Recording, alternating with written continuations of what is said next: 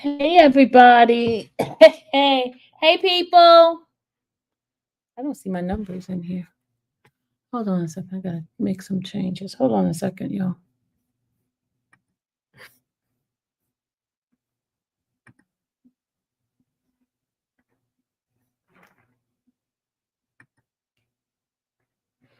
Just hold on a second, guys. I gotta set something up. Hold on.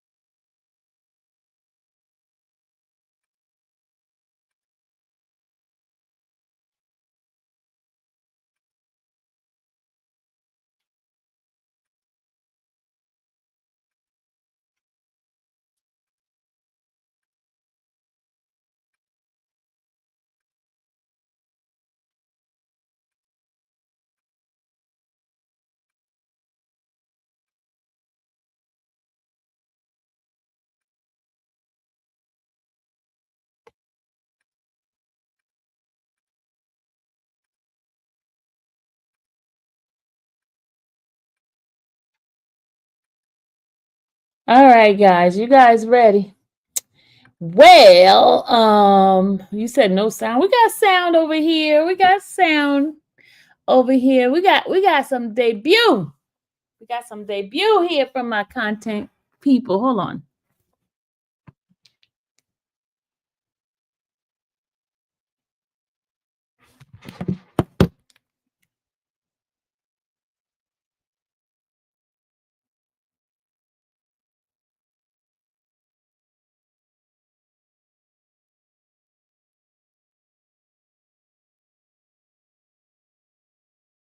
Just a second, guys. We got a debut coming up right here. Hold on.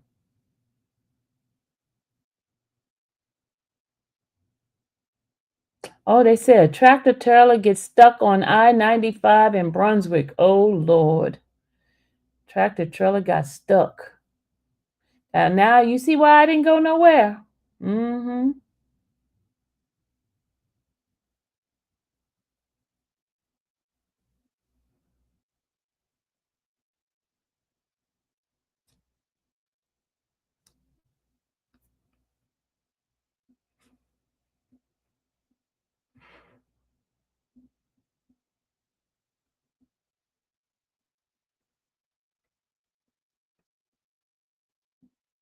Somebody call me private. Hold on.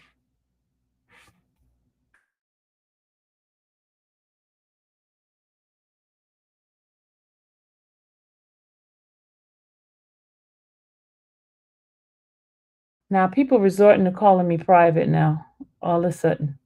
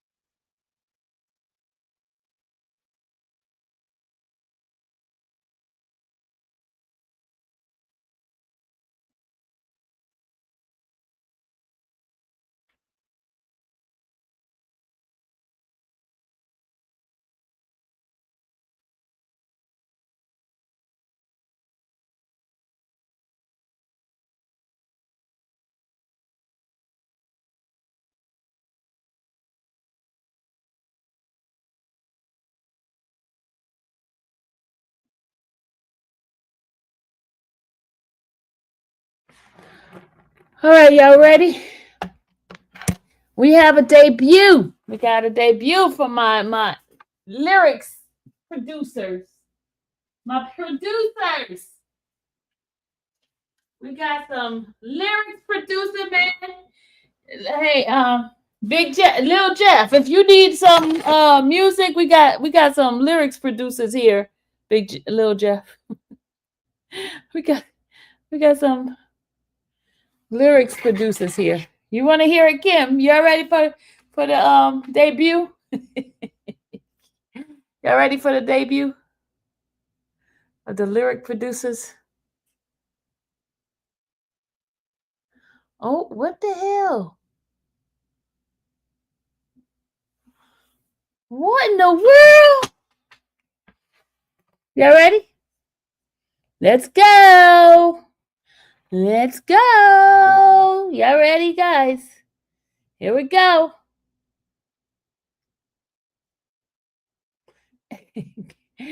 Hey, great. All right, Grateful 8. Hey, wait, y'all ready for we ready for it, y'all?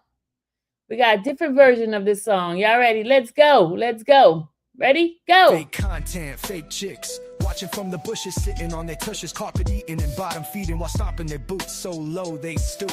We can't get a break for heaven's sake. From splattering mud to stomping in puddles, we're embracing the mess and making a splash. We are here for the messy boots. Y'all ain't winners. Y'all just a bunch of sinners. Get back to munching, we're about to punch him. Trying to tarnish name while I'm one of the most respected in the game.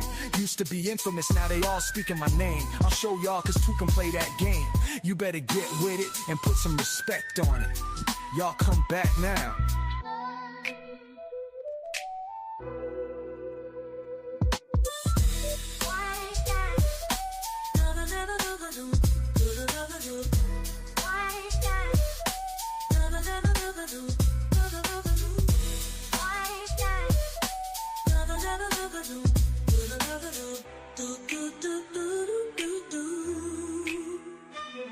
Yo, you better get with it and put some respect on it. Y'all come back now.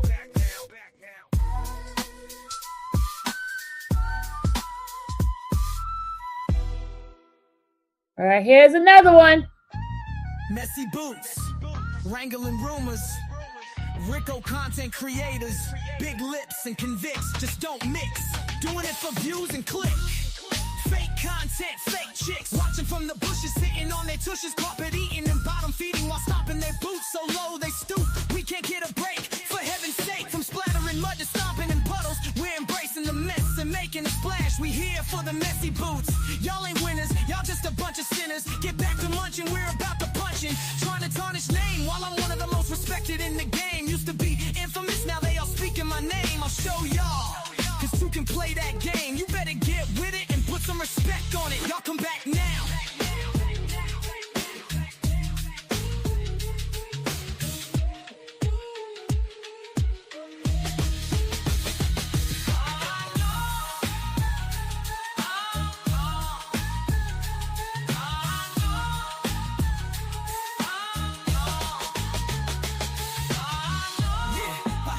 You're any name now, you're any nutrient, the rainbow and the radar. Y'all any wonder when I stake them, I make chicks. I go rushing when a fake could have faked this. Get back to munching, we don't be about to punching, trying to tarnish name while I'm one of the most respected in the game. Used to be infamous, now they all speaking my name. I'll show y'all cause two can play that game. You better get with it and put some respect on it.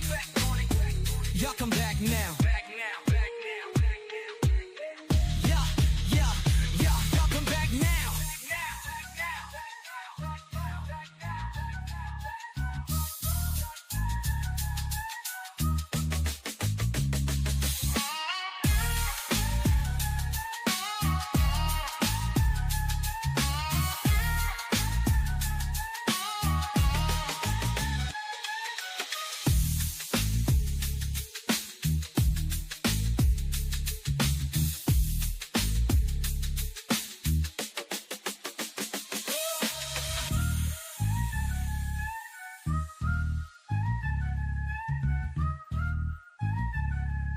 Messy boots, wrangling rumors, Rico content creators.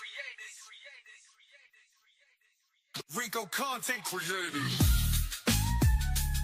Because you ready in with the roof with it. Rico content creators. Yo, 2K with it. No. You better get with it and put put some respect on it. Y'all come back now. Yeah. Y'all come back now.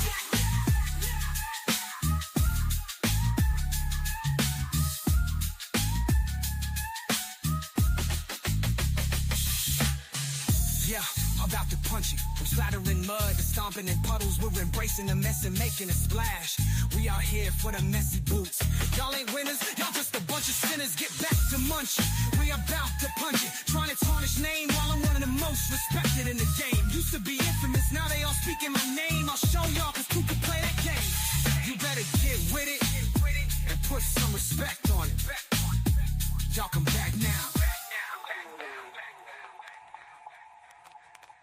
Y'all come back now.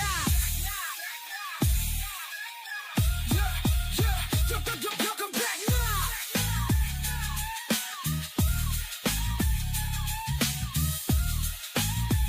We wrote it.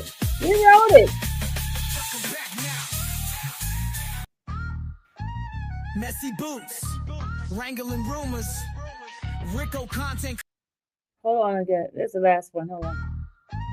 Messy boots, wrangling rumors, Rico content creators, big lips and convicts, just don't mix. Doing it for views and clicks.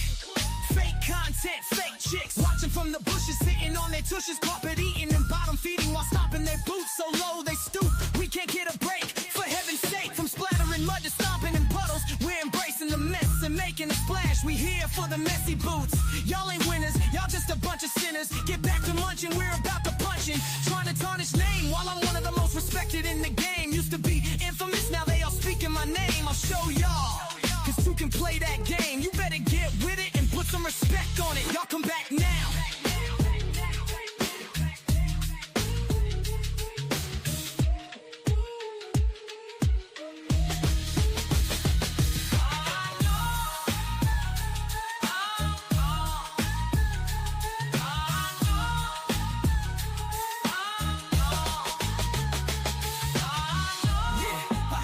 You're any name now, you're any nutrient, the wrangling and radar. Y'all any wonder when I stake them, I make shifts. I go rushing when a fake could have faked this. Get back to munching, we don't be about to punching, trying to tarnish name while I'm one of the most respected in the game. Used to be infamous, now they all speaking my name. I'll show y'all cause who can play that game. You better get with it and put some respect on it. Y'all come back now.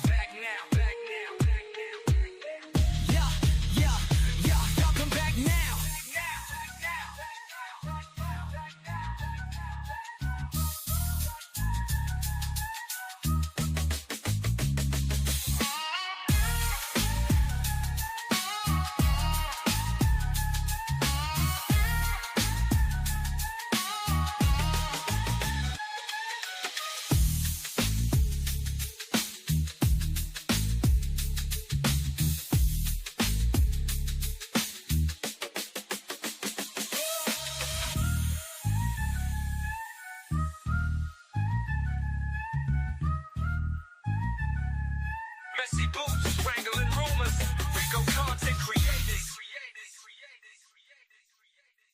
Rico content creators. Because you ready in with the roof with it. Rico content creators.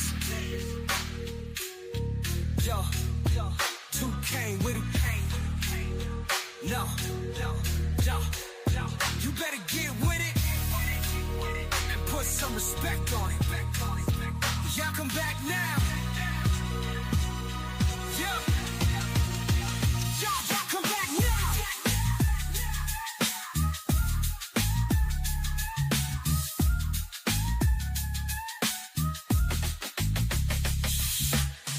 Yeah, about to punch it. From splattering mud to stomping in puddles, we're embracing the mess and making a splash. We out here for the messy boots. Y'all ain't winners, y'all just a bunch of sinners. Get back to munching. We about to punch it. Trying to tarnish name while I'm one of the most respected in the game. Used to be infamous, now they all speaking my name. I'll show y'all cause who can play that game. You better get with it and put some respect on it. Y'all come back now. Y'all come back now.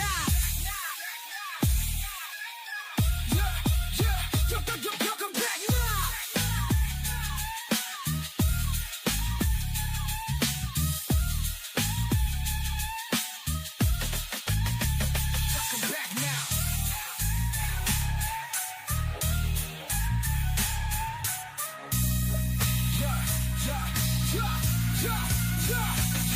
Come back now. Messy boots, wrangling rumors, Rico content and creators, big lips and convicts just don't mix. Doing it for views and clicks, fake content, fake shit. Watching from the bushes, sitting on their tushes, carpet eating and bottom feeding while stomping their boots so low they stoop. We can't get a break for heaven's sake. From splattering mud to stomping in puddles. We're embracing the mess and making a splash. We all here for the messy boots. Y'all ain't winners. Y'all just a bunch of sinners. Get back to munching, we're about to punching. Trying to tarnish name while I'm one of the most respected in the game. Used to be infamous, now they all speaking my name. I'll show y'all, cause people play that game. You better get with it and put some respect on it. When mentioning my name, make sure you put some respect on it. It's Mrs. Bible, lady to you. You can quit. I heard that. It's Bible lady to you. Thanks for stopping by. I'm enjoying the views. Y'all come back now, or y'all come back down.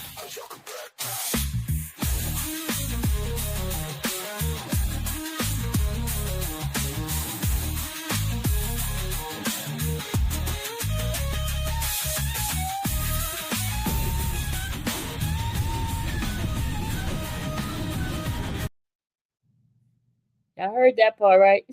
Bible lady to you. Hold on. Let's see if we can get a clarity of the Bible lady part. Hold on. Messy boots, wrangling rumors, Rico content creators, big lips and convicts just don't mix. Doing it for views and click. Fake content, fake chicks. Watching from the bushes, sitting on their tushes, carpet eating and bottom feeding while stomping their boots so low they stoop. We can't get a break for heaven's sake. From splattering mud to stomping in puddles, we're embracing the mess and making a splash. We are here for the messy boots. Y'all ain't winners. Y'all just a bunch of sinners. Get back to munching, we're about to punch him. Trying to tarnish name while I'm one of the most respected in the game. Used to be infamous, now they all speaking my name. I'll show y'all cause two can play that game. You better get with it and put some respect on it. Y'all come back now.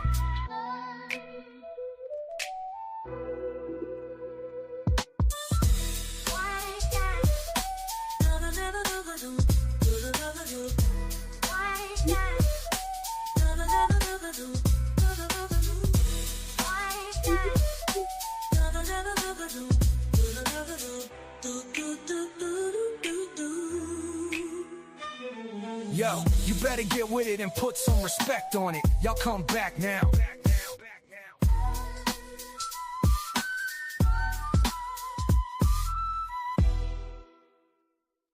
All right.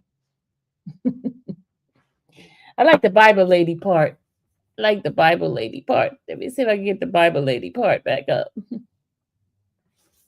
Hold on. We're going to get the Bible lady part back up.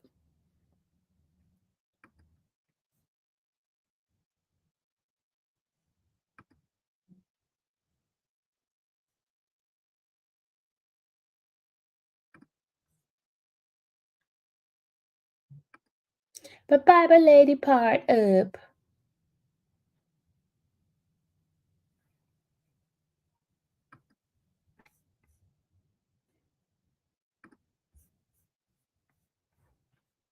It's Miss Bible lady to you.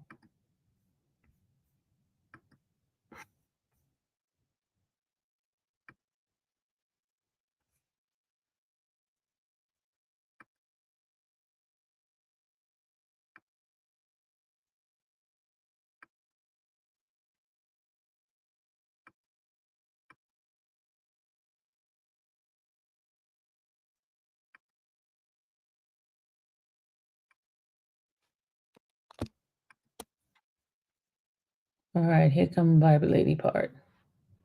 Bible lady remix.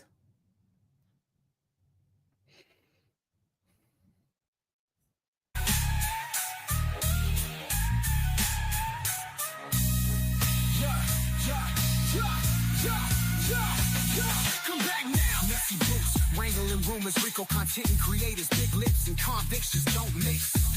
Doing it for views and click, fake content, fake shit.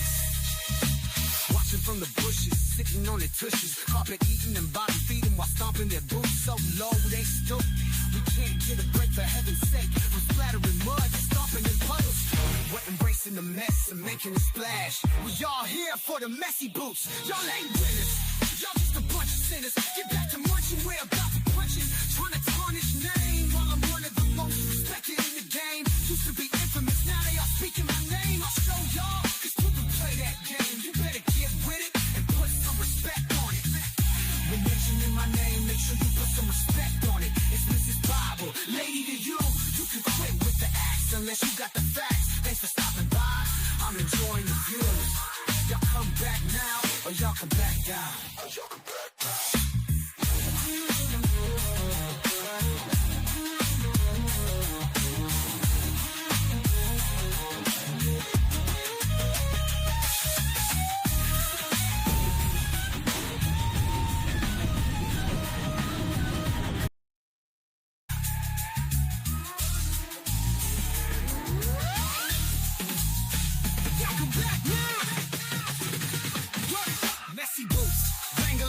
Rico content creators, big lips and convicts just don't mix. Doing it for views and click, fake content, fake chicks. Watching from the bushes, sitting on the tushes.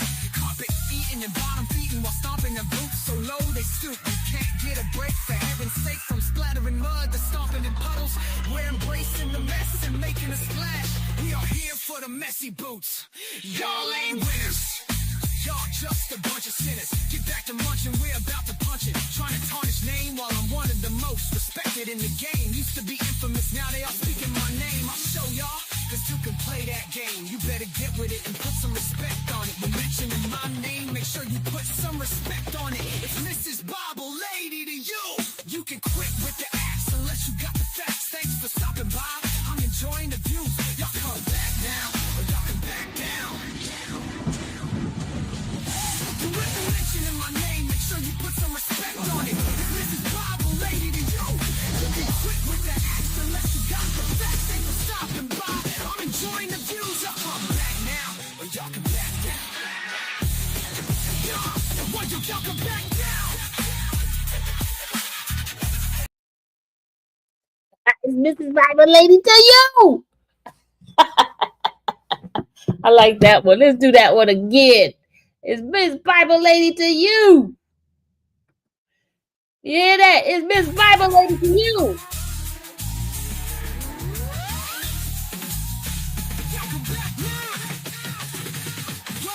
Messy boots, wrangling rumors, Rico content creators, big lips and convicts just don't mix. Doing it for views and click, fake content, fake chicks. Watching from the bushes, sitting on the tushes. Carpet eating and bottom feeding while stomping their boots so low they stoop. You can't get a break for heaven's sake. From splattering mud to stomping in puddles, we're embracing the mess and making a splash. We are here for the messy boots. Y'all ain't winners. Y'all just a bunch of sinners. Get back to munching, we're about to punch it. Trying to tarnish name while I'm one of the most respected in the game. Used to be infamous, now they all speaking my name. I'll show y'all, cause you can play that game. You better get with it and put some respect on it. When mentioning my name, make sure you put some respect on it. It's Mrs. Bible, lady to you. You can quit with the acts unless you got the facts. Thanks for stopping by, I'm enjoying the view. Y'all come back now, or y'all come back down. Mentioning my name, make sure you put some respect on it. If Mrs. Bible, lady to you, you can quit with the acts unless you got the facts. Thanks for stopping by, I'm enjoying the views. Y'all come back now, or y'all come back down. Y'all come back down.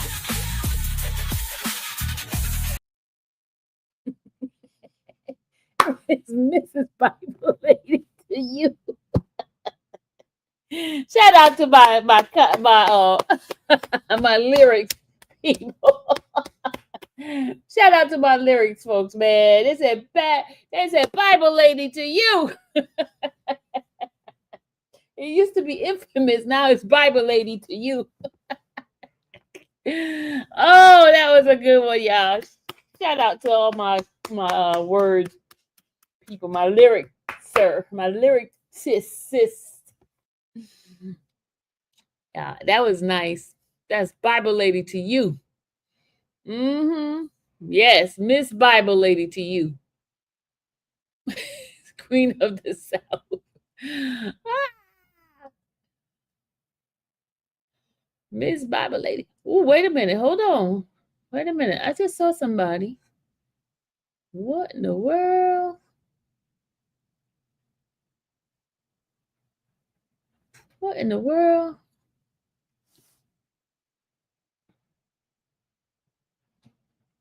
Oh, Lord. You guys are crazy. You guys are crazy in this chat. The Southern.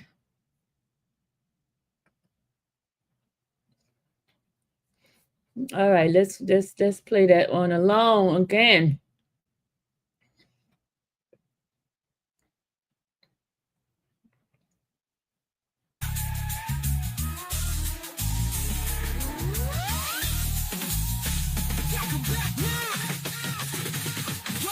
Messy boots, wrangling rumors, Rico content creators, big lips and convicts just don't mix. Doing it for views and click, fake content, fake chicks. Watching from the bushes, sitting on the tushes. Carpet eating and bottom feeding while stomping their boots so low they stoop. You can't get a break for heaven's sake. From splattering mud to stomping in puddles. We're embracing the mess and making a splash. We are here for the messy boots. Y'all ain't winners.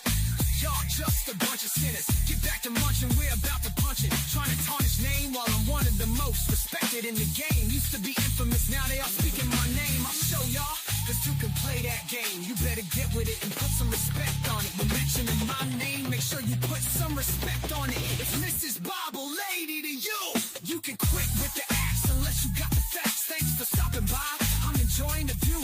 Y'all come back now, or y'all come back down. Mentioning my name, make sure you put some respect on it. This is Bible Lady to you. You be quick with that axe unless you got the facts. Thanks for stopping by. I'm enjoying the views. Y'all come back now, or y'all come back down. Y'all come back down.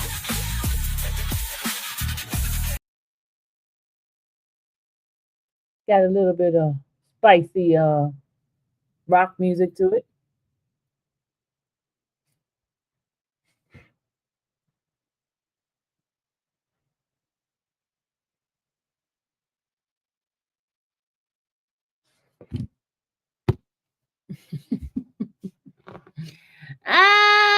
And big lips come out wherever you are.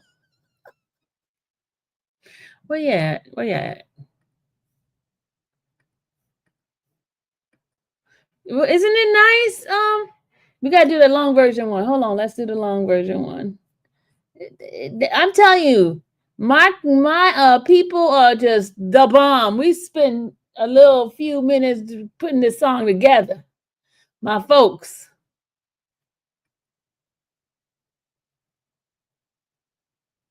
But look, Miss Jam, where were you? You wasn't in the back. We were making the music. We're making the music.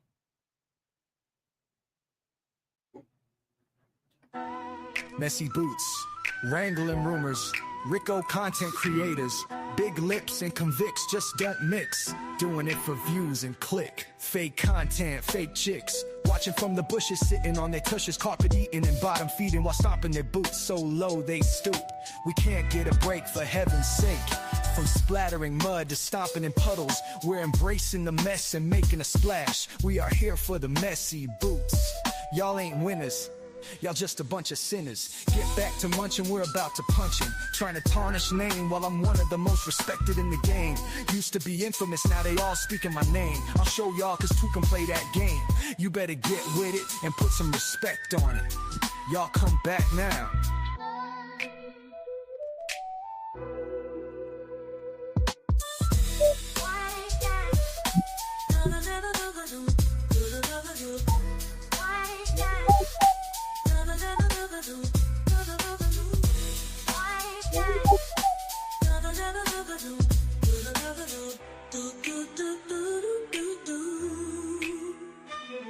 Yo, you better get with it and put some respect on it. Y'all come back now.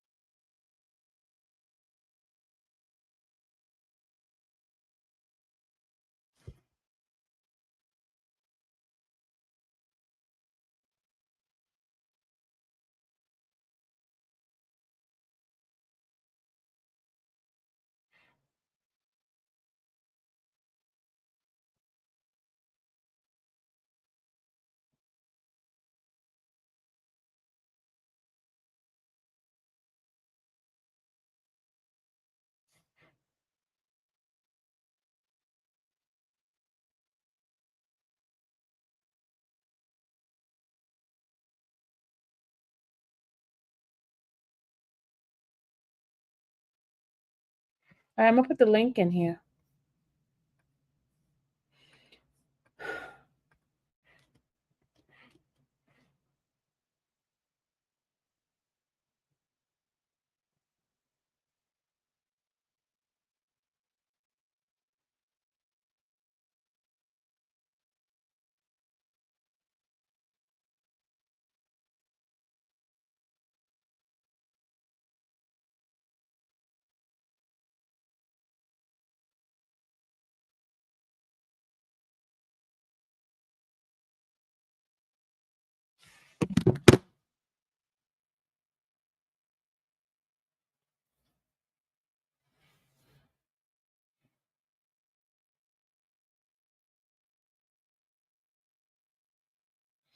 Hey, give me some. Get my water. You snowed in? Yes, I'm snowed in, Miss Jams. Didn't you see me earlier? I'm snowed in. Oh, it's melting now. It's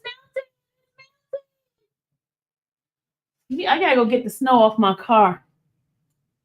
I gotta get the snow off my car because right now it's melted. All that snow that was there, it melted. The sun is out. It looks like it never snowed. And the birds are flying.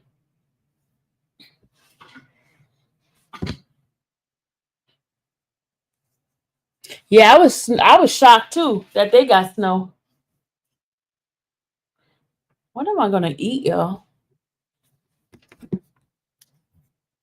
What am I gonna eat?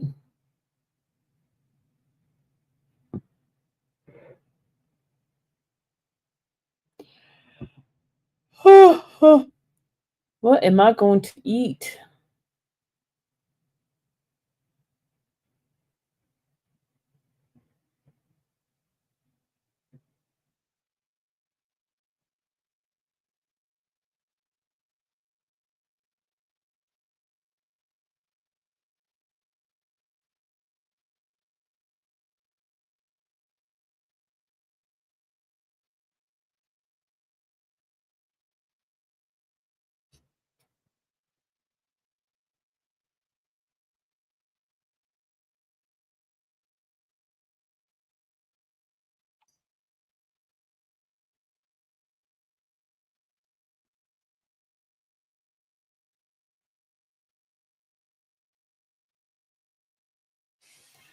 I gotta turn off this air. Hold on a second. It's too sunny in here. I gotta turn off the heat.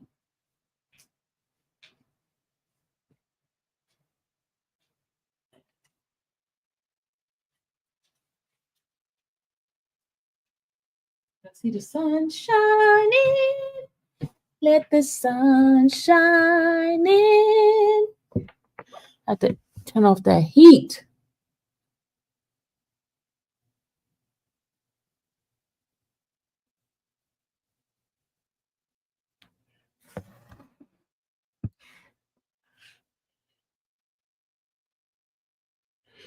Mr. Duncan, didn't they do a great job? They did a great, excellent job. They did an excellent job. I'm telling you, y'all. All right, let's see what we can pan them up on this live today. I'm sleepy. I'm sleepy now. And I'm hungry and I'm sleepy. Yeah, I'm hungry and I'm sleepy.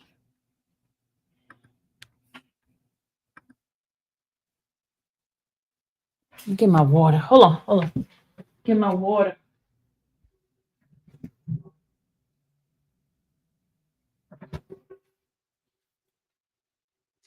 Get my water. Take me to the waters. Take me to the water. That song needs to be nominated for. Take me to the waters to be baptized. Nothing but the Holy Ghost. Nothing but the Holy Ghost. Said, call it the Lion Ladies remix featuring Big Eyes. Oh my God. You guys are being bad in the chat. You guys are being bad. Y'all being bad. We got 80 people, 81 folks in the bushes, y'all. We got folks in the bushes. Was you in the choir? Yeah, I was in the choir. Nothing but the Holy Ghost. Nothing but the Holy Ghost. Nothing but, let me stop. To be baptized. The problem with me is I don't know the words to the song, because then I could sing it. But your girl don't be knowing the words, and she just be making up stuff. This water is so delicious. And cold. And cold. Yeah, take them to the water. Take them to the waters. Look at Messy Boots. Take them to the waters to be baptized. Nothing but the Holy Ghost. Uh-oh, hold on. We're going to watch something, y'all. To be baptized. Nothing but the Holy Ghost. Nothing but the Holy Ghost. To be baptized. Take me to the waters. Take me to the wall. To be baptized. Nothing but the Holy Ghost. Nothing but the Holy Ghost. To be baptized. Take me to the waters. Take me to the waters. Take me to the waters to be baptized. Nothing but the Holy Ghost. Nothing but the Holy Ghost. Nothing but the Holy Ghost to be baptized. Let's see. There's something that just popped up on my phone, and I'm going to do it. I'm going to do it. Do it. Do it till you're satisfied. Come on and do it. Do it till you're satisfied. Appeals. Nothing but the Holy Ghost. Nothing but the Holy. Nothing but the. Hold on. Use to grow faster. We need engineers. We need you. Equal justice under law, those words etched on the Supreme Court, are not only accomplished in the interpretation of law by judges, but in providing access to justice through representation. I want to assure you that there are many ways you can get involved and many top-class organizations that will support you with training to ensure that you can do so with full confidence and capability. Finally, and I know you're all glad to hear the word finally, let me give you some brief advice. Unlike many hypothetical problems, your work won't typically come on evenly weighted playing fields anymore. It won't be leveled out. That's why your ethical duty is to zealously represent, not to win no matter what. You're at a new starting point now, and no amount of prestige from the hard work you've done before will defeat diligent, hard, smart work going forward. Hone your skills and learn from everything. Continuous learning is one of the blessings of this profession. And in a field where your reputation is slowly built and can be quickly lost, I want to remind you that civility and confident humility are your allies. My father used to love to charge that people should aim to command respect, not demand it. And that starts with respecting everyone around you, something he lived. This is a collegial profession where you take adversarial positions. That sounds somewhat contradictory, but your ability to work with opposing counsel while maintaining your client's position, not changing yourself even when opposing counsel is difficult or unreasonable, will be to the benefit of your client, you, and any decision maker. Ultimately, you should try to have a sharp mind, not sharp elbows. Invest genuinely in people and never forget that relationships are always an end and not just a means. And lastly, I hope that you'll take time to reflect.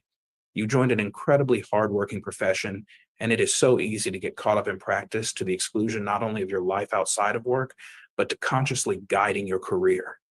That you can look up decades later, perhaps to a wonderful career, but still wondering where the time in your agency went.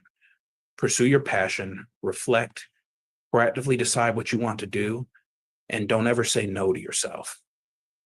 Congratulations again to you and your families, those you were born into and those you chose.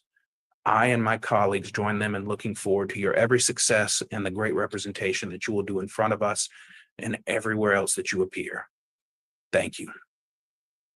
This honorable court is now adjourned. This honorable court is now adjourned. All right, so we're gonna. That was that one. We traveling now, y'all. We traveling. This was the appeals swearing ceremony for those who gone over to the appeals court.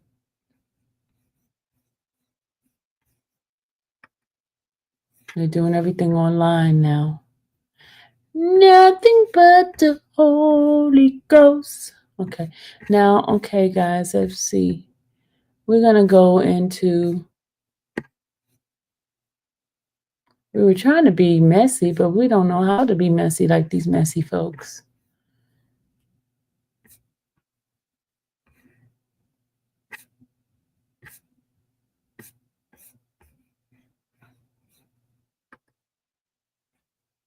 We jumped a jet.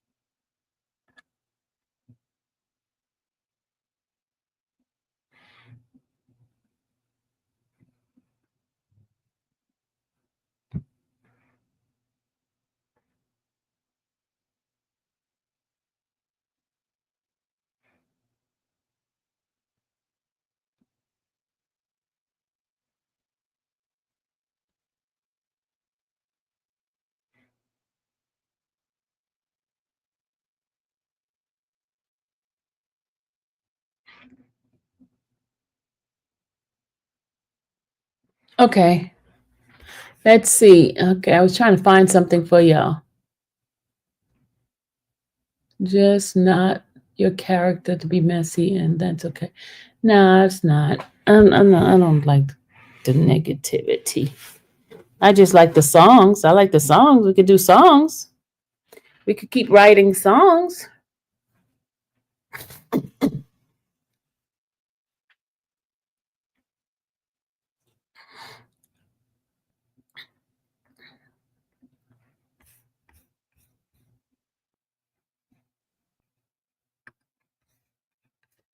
Hold on a second, y'all.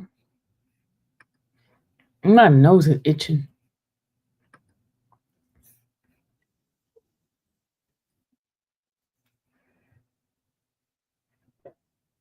They're doing another one? They're doing another swearing, y'all. They're doing another swearing. All right, let's go see what's going on.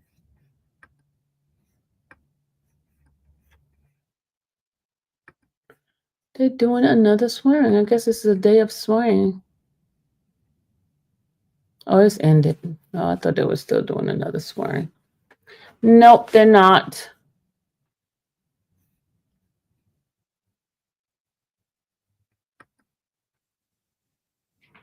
All right, let's look at the cross-examination of during the Arbery's case.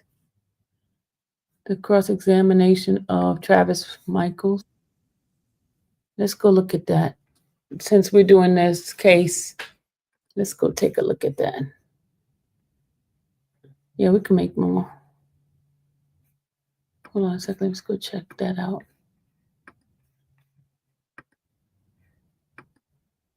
All right, here we go. And then you testified yesterday that you had been trained in the military for the Coast Guard, that even when you had arrest powers, before you could arrest somebody, you needed probable cause, correct? That's correct. All right. And you even gave the jury the definition of probable cause, correct? Yes, ma'am. All right. You said it was a level of suspicion by a reasonable and prudent person, given the overall circumstances, to believe a crime has been committed. Yes, ma'am. All right. But that's really only half the definition, isn't it? That's what I was taught in my training, was that definition right there. So isn't it correct that, well, let me ask it this way. Didn't you learn from your training that you need two parts? Reasonable suspicion first, and then probable cause. So isn't it true from your training that you need two parts of probable cause? You need probable cause that a crime has actually been committed and that the person you're arresting is the one who committed the crime. That would be correct. All right. But you left out the second part, that you actually have to have probable cause that the person you're arresting is actually the one committing the crime. That makes sense. I mean, that was the person that I assumed that was committing the crime. That was the probable cause was him.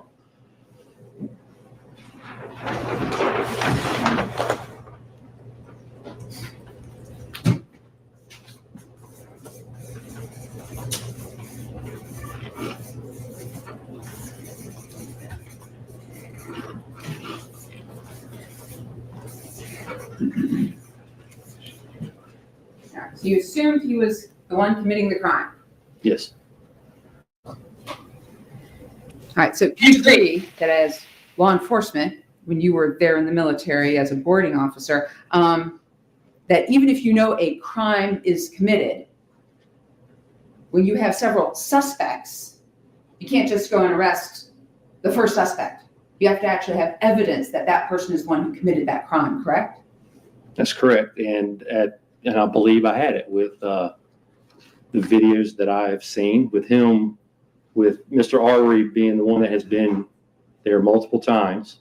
And then what I witnessed on the 11th with him sneaking through those yards or through that yard. And then the way that he reacted to me when I put the lights on him, reacted like he was going for a gun, and then went into that house after we had our altercation.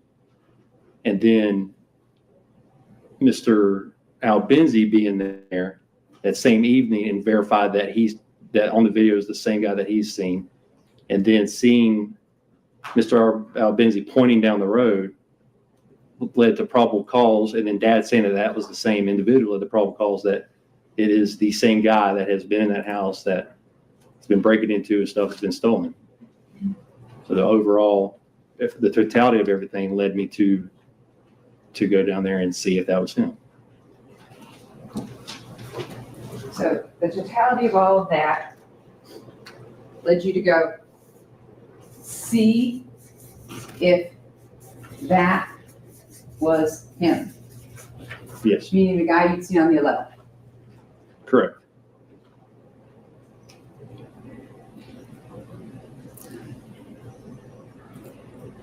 All right, so you used the word totality of the circumstances a whole bunch here, haven't you? Yes, I guess. Yes, ma'am. All right. So let's go ahead and back up for a second. You had your gun stolen, correct? I did. January 1st, 2020. Yes, ma'am. And you had a suspect in mind for that theft of that gun, correct? Yes, when I got the videos from Ms. Perez, Diego, looking through, there was a truck that came through that I haven't seen in the neighborhood before. And after looking at the truck, I thought that it might have been some teenagers that I would see on that part of the county. And it turned out that it was a neighbor on the other side. And then that was as far as I went with that. Who's David Sorrells? I have no idea. Really? Yes, ma'am. He's not a Facebook friend of yours? Not that I believe. Would it help to refresh your recollection if you looked at some of your Facebook posts that you shared with Mr. Sorrells? Absolutely. All right, go ahead and take a look at this.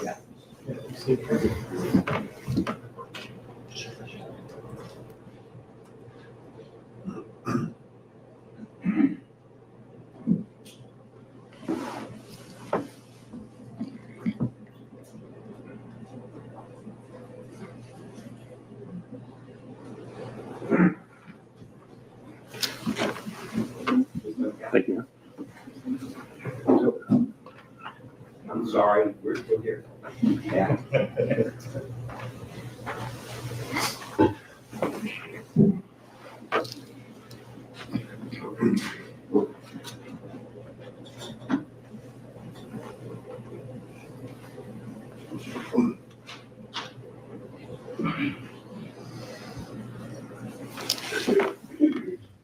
Thank you.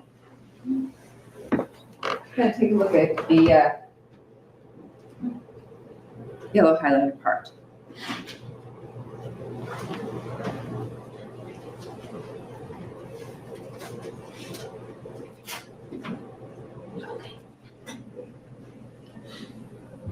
On the O.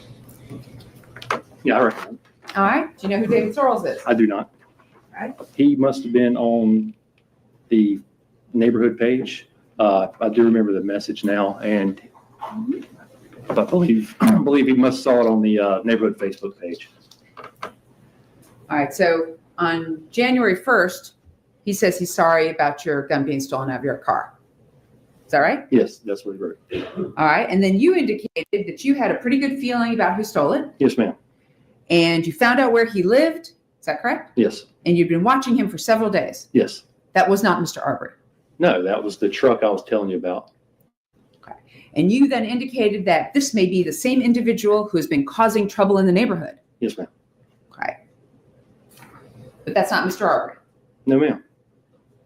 So why, in your written statement, 2 hours after the homicide, do you put down the very first sentence?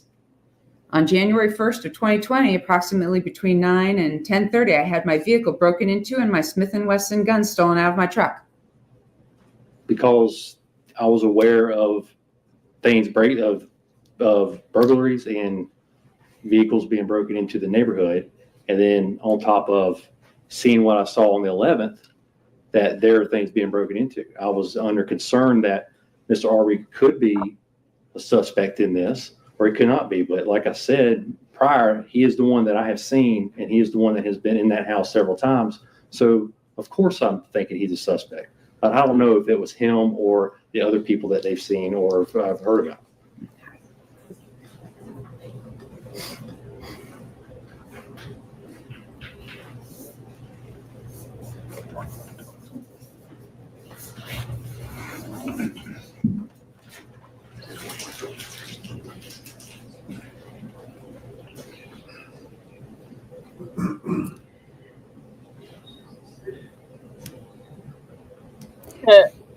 So given you don't know who stole your gun, there was no probable cause to arrest Mr. Arbery for the theft of your handgun on January 1st, 2020. No, ma'am.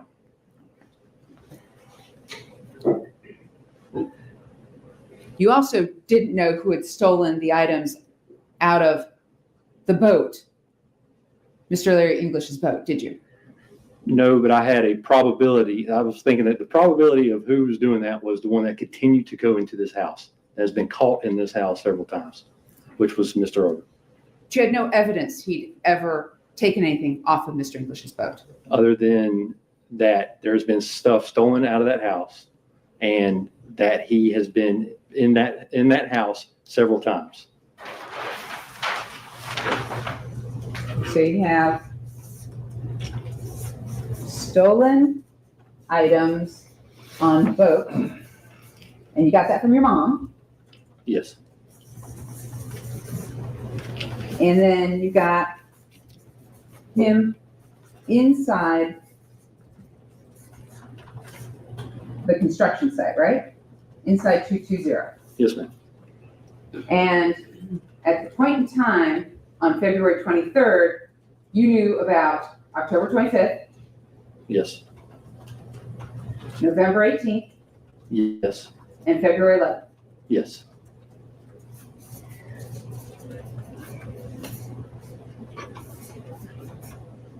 You also knew that the white couple had gone in on November 17th, right? I did.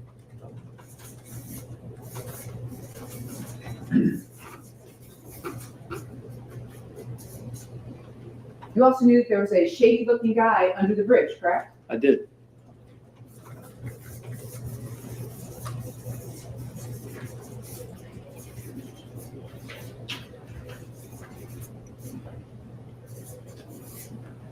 And you also suspected this guy in the neighborhood with the truck may have been the one who stole your handgun. He might have also been someone who was stealing things in the neighborhood, as you said to Mr. Sorrells, right? For a couple of days, they decided that that was not him.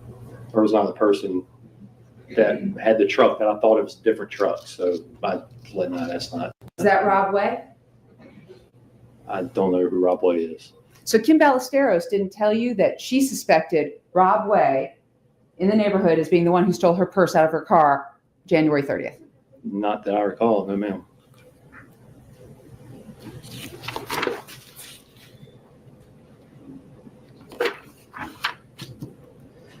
And you're telling this jury that your mother never told you that Larry English suspected his contractors. No ma'am.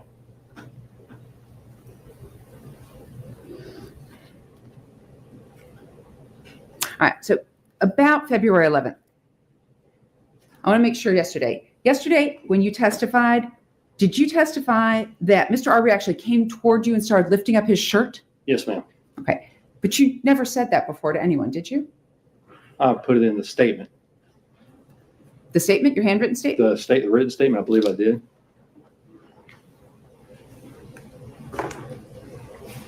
Can I hand you a copy of your handwritten statement? Sorry, that Mark, you did it.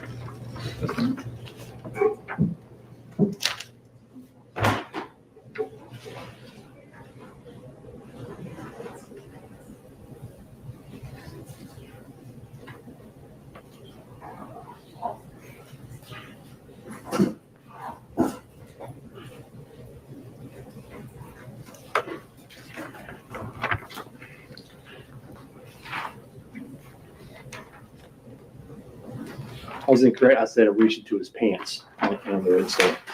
Right, so in your statement, you indicated that I was getting out of my car to ask him what he was doing. This is a written statement? Correct. Okay. And he turned toward my vehicle and reached into his pants, which led me to think that he may have a weapon. Yes, ma'am.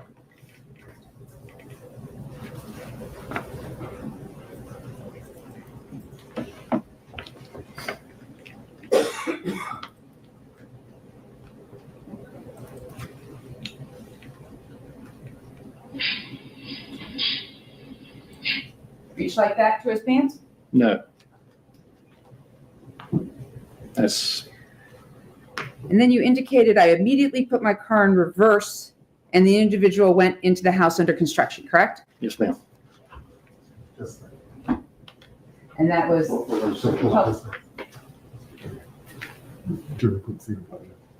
oh, right, can everybody see now? Okay.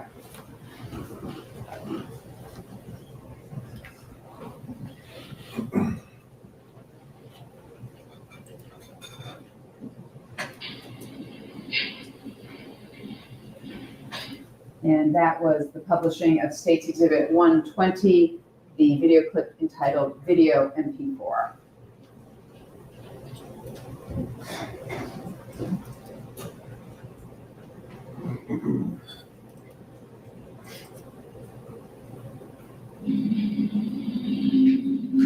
Is that your car pulling down? It is, yes, ma'am.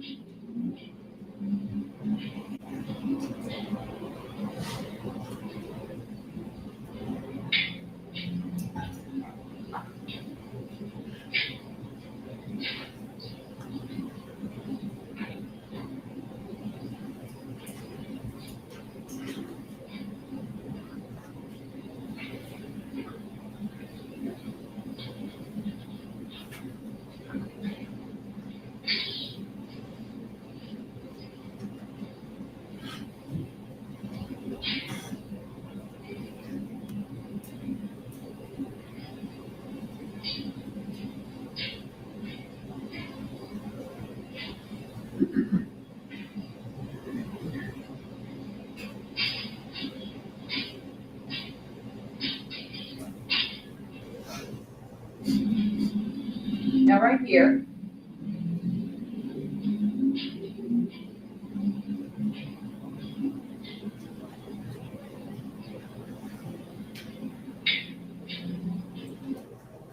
Mr. Arbery have anything in his hands? Not I could see, no, ma'am. Have a backpack with him? He did not. Any sort of bag with him? Not at that time, no, ma'am. He's wearing a big long t-shirt, isn't he? Yes. And shorts cut off at the knees. I think they were cargo shorts, but yes. And he's got running shoes on.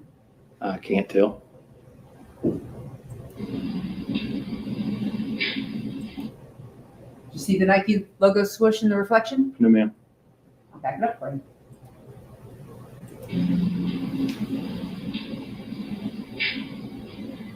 See it then? No, ma'am. That was State's Exhibit 117 that I just published.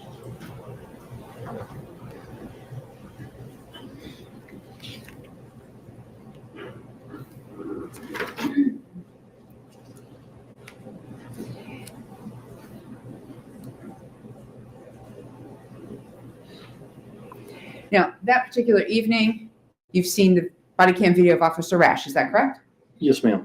And Officer Rash told you and told your father that Larry English said Mr. Arbery had never taken or stolen anything from the open unsecured construction site. Is that correct? My understanding was never saw him take anything from there. Yes, ma'am. Never saw anything taken. Okay. And Larry English actually had never had anything stolen from the open unsecured construction site. Yes, he had stuff stolen out of his boat that was inside that house. Yes, ma'am.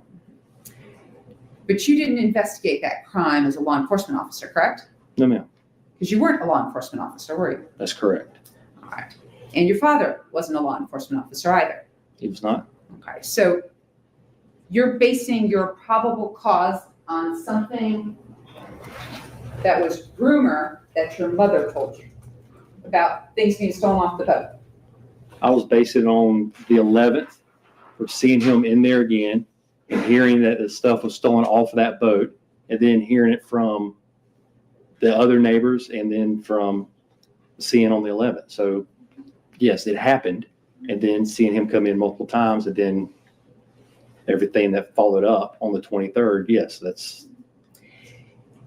You were here when Officer Rash testified, is that right? I was. Okay. And you heard Officer Rash, under cross-examination, answer the defense attorney's question about if Mr. Larry English had filed a police report about items stolen off of his boat, correct? Yes. Okay. And he said the officer assigned would have investigated it, right? Yes. All right. And that means interviewing Larry English, correct? Yes. And so an officer who's investigating the theft of items off the boat would have found out from Larry English that the boat had been moved back and forth to Douglas, correct? Objection, speculation.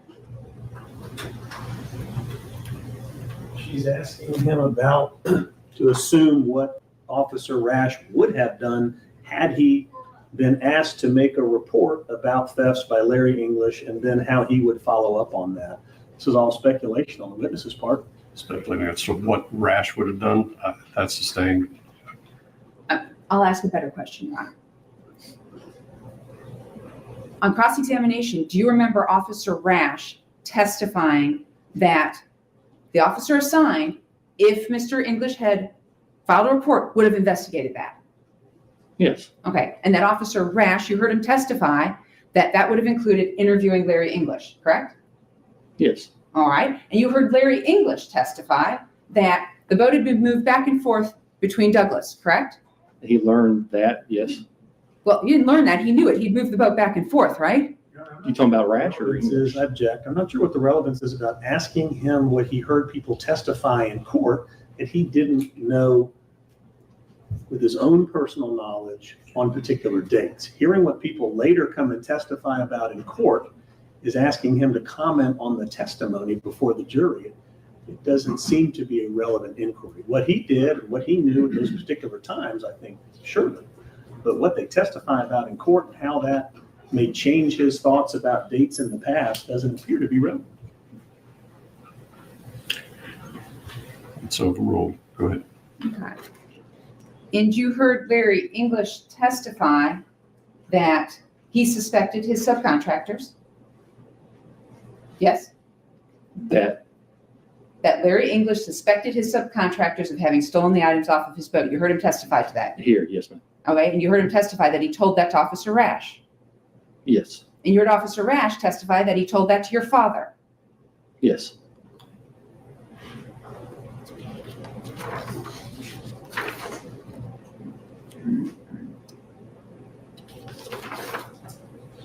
All right, so let's go ahead and talk about what was happening on February 23rd, 2020.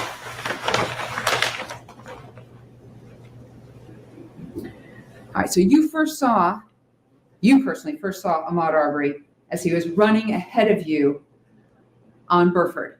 That's correct. Okay, and you were driving behind him in the white F-150 pickup truck. Yes, ma'am. All right, and at that time, when you first saw him, he didn't have a bag, did he?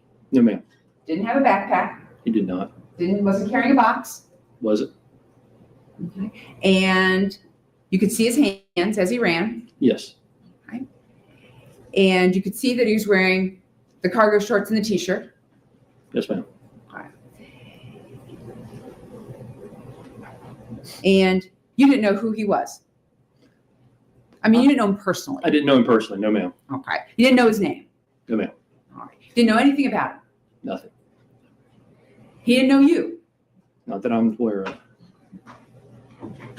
You just knew that he was the guy who was on video at the open unsecured construction site. And that I saw on the 11th. And at this point in time, when you first see him on Burford, he's not reaching into his pockets. No, ma'am. Not running. No, ma'am. And he never yelled at you guys. No, ma'am. Never threatened you at all. No, ma'am. Never brandished any weapons. Sorry, Your Honor, he's trying to finish his answer. Yeah, he did not threaten me verbally. No, ma'am. All right. Didn't brandish any weapons. No, ma'am. Didn't pull out any guns. No, ma'am. Didn't pull out any knife. No, ma'am. Never reached for anything, did he? No. He just ran. Yes, he was just running. So at this point in time, you catch up to him on Burford by pulling up next to him. Is that right? Yes, pulling alongside, keeping with my window right there. I did. So as he's running down the street. No, this is not from today, Say this is the street. Sonia. He's on this side of the road. This is a few years ago. This is when Arbery. This was during Arbery's This is during the trial for Arbery's death. We're just going back to just see what happened. What the testimonies was and stuff like that. consistent with someone driving forward, or is he on that side of the road looking at oncoming traffic? Oncoming traffic. Okay. So he's Yes. on the side for oncoming traffic. That's correct. All right. So you pull up next to him. Is that right? Yes. You startled him. No, Are you a mind reader? I'm not, but I could see his actions, the way that he didn't veer, he didn't run off. I came up to him slowly, just like I would anybody else, and I've never startled anybody doing that before. Anybody walking or jogging or running. I've never had anybody become startled on that. So I How don't know many- why it would be. Sorry, I didn't mean to cut you off. How many times have you pulled up on strangers that you don't know next to them with a pickup truck to ask them what they're doing in your neighborhood? And I don't think I have in that situation, but I have pulled up on people that are running behind, coming up behind them. But I mean, if you could be startled from somebody coming up behind you, is one thing or the other. You can tell if somebody is, but I didn't startle him. I didn't come up on him hard or fast or blowing the horn or anything. I just pulled alongside him on my side of the road, right at the yellow line. And once he acknowledged me and saw that I was there, it's when I came a little closer and stayed with him. Wow, y'all. So he's running, you pull up, he looks at you, and you say to him, what? I say, hey, what's going on? Hold on a second. All right. And he didn't say anything back to you. No, ma'am. All right. He just kept running. He stopped and turned and went backwards. That was the first time. That was the one caught on Mr. Roddy's or Mr. Brian's video. Was the turn out to be the first qualification. Okay, so hold on. You pull up next to him, he stops, and then he turns and starts running this way. Back down Burford towards Satilla. Yes, And then you back up. Is that right? I did. So you back up the truck to follow him. And at some point in time, what do you say to him? At that point? I'm asking him, what are you doing? You know, what's going on? What happened down there? Why is there some, I ask him why somebody pointing down the road. As I'm talking, that's when he turns and runs back down Burford. So now you're asking him, hey, why is somebody pointing down the road? That's what you're asking him? That's what I was trying to get to ask him why there's people pointing down the road.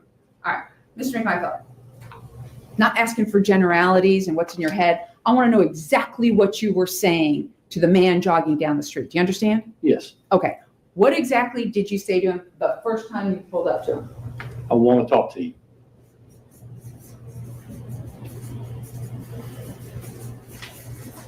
And he turned and ran. He stopped, turned and then went the other direction. And that was an indication to you that he didn't want to talk to you.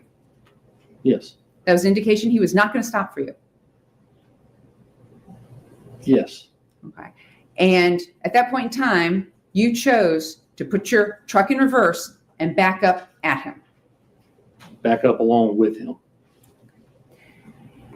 So he's trying to get away from you, doesn't want to stop, doesn't want to talk, and you're backing up to go along with him.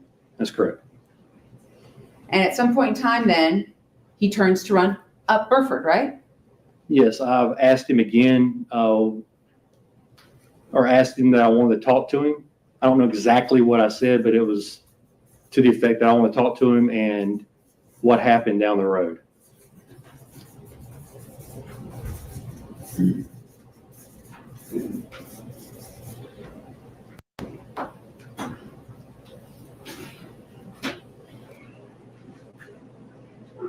And at this point in time, you're not wearing any sort of uniform.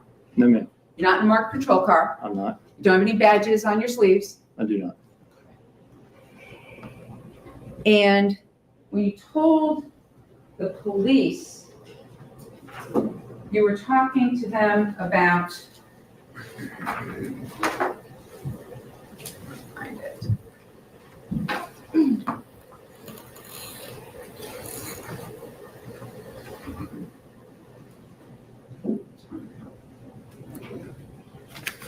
Make sure I get this right. Do you remember telling the police? So I pull up to him and say, hey, you know what's going on. He's running. He won't stop. I said, that's him. Stop right there. I'm at the top. I'm at the bottom of page 8, top of page 9.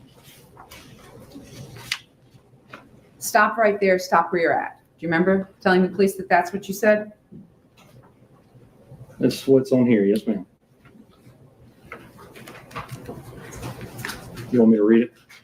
I'm just asking you if that's what you said. You said, what's going on? He won't stop. I said, that's him. Stop right there. Stop where you're at.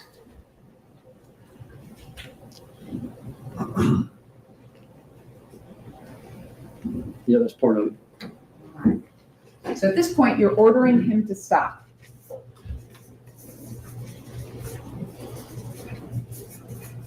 Is that correct? I wouldn't say ordering. I was asking him. Like nicely and politely. Okay, guys, we're going to go take another trip. Okay, we're going someplace else. Hold on, we're going someplace else.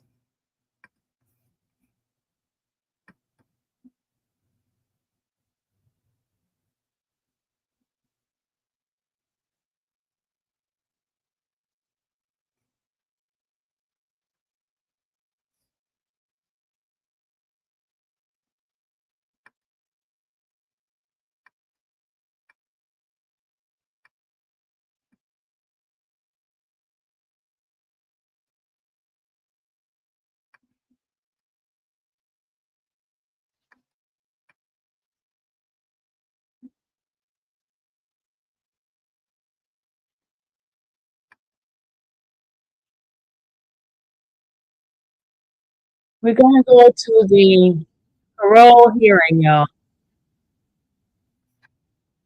25, con las siguientes condiciones, en adición a las condiciones generales de libertad condicional, no contacto con el coacusado Rey Rodríguez Molina, ubicación en Halfway House o media casa, y libertad condicional al estado de New York, en cuanto su patrocinador. We're going to go on to his English because we can't understand the Spanish part.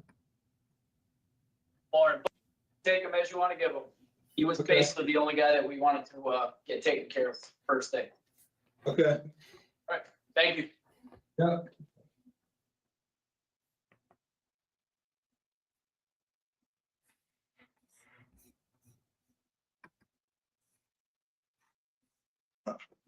Morning.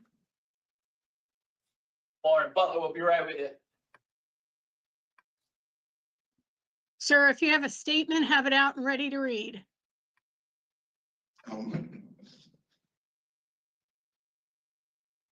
Butler, how's the volume in there? Can you hear all right?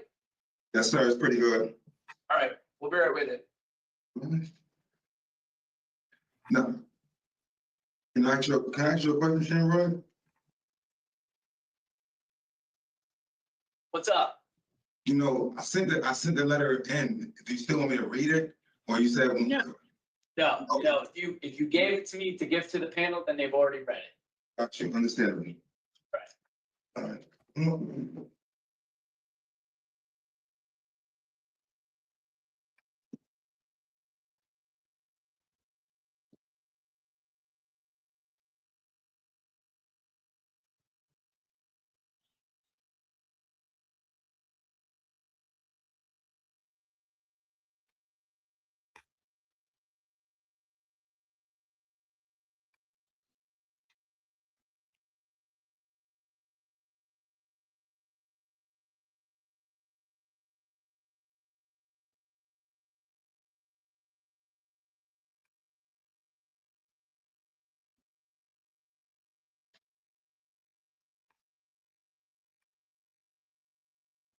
Hey, guys. Did y'all want to finish watching now or you want to see the parole people? Which one? Do you want to finish watching the old trial or do you want to see what's going on today in parole?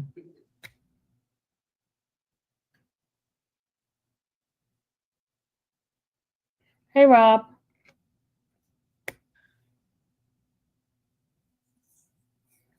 Parole, okay. Can y'all see them good? Or should I make myself a little bit around here? Let's put myself down here. Okay. Now you can see them better. All right, Mr. Butler, we're going to go ahead and get started with your case. Good morning. My name is Parole, Chairman. Today is Wednesday, January 22nd, 2025. This is a hearing of the Connecticut Board of Arbitration and Parole.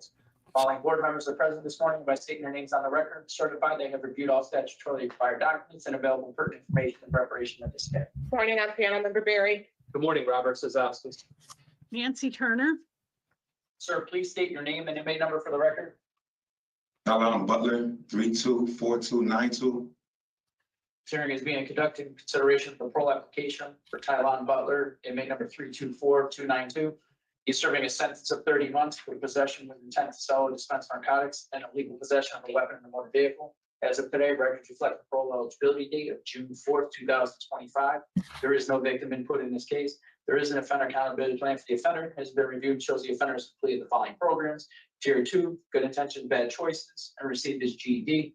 Utilizing a statewide and collaborative offender risk evaluation system, the offender's overall score in the SRT falls within a moderate range of risk for recidivism. Sir, this is your opportunity to express to the board why you believe you should be granted parole. You may begin. I feel like I should be granted parole. First of all, thank you for allowing me this opportunity.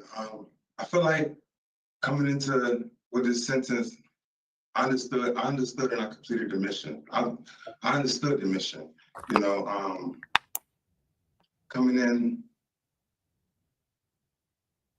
I really focused on me.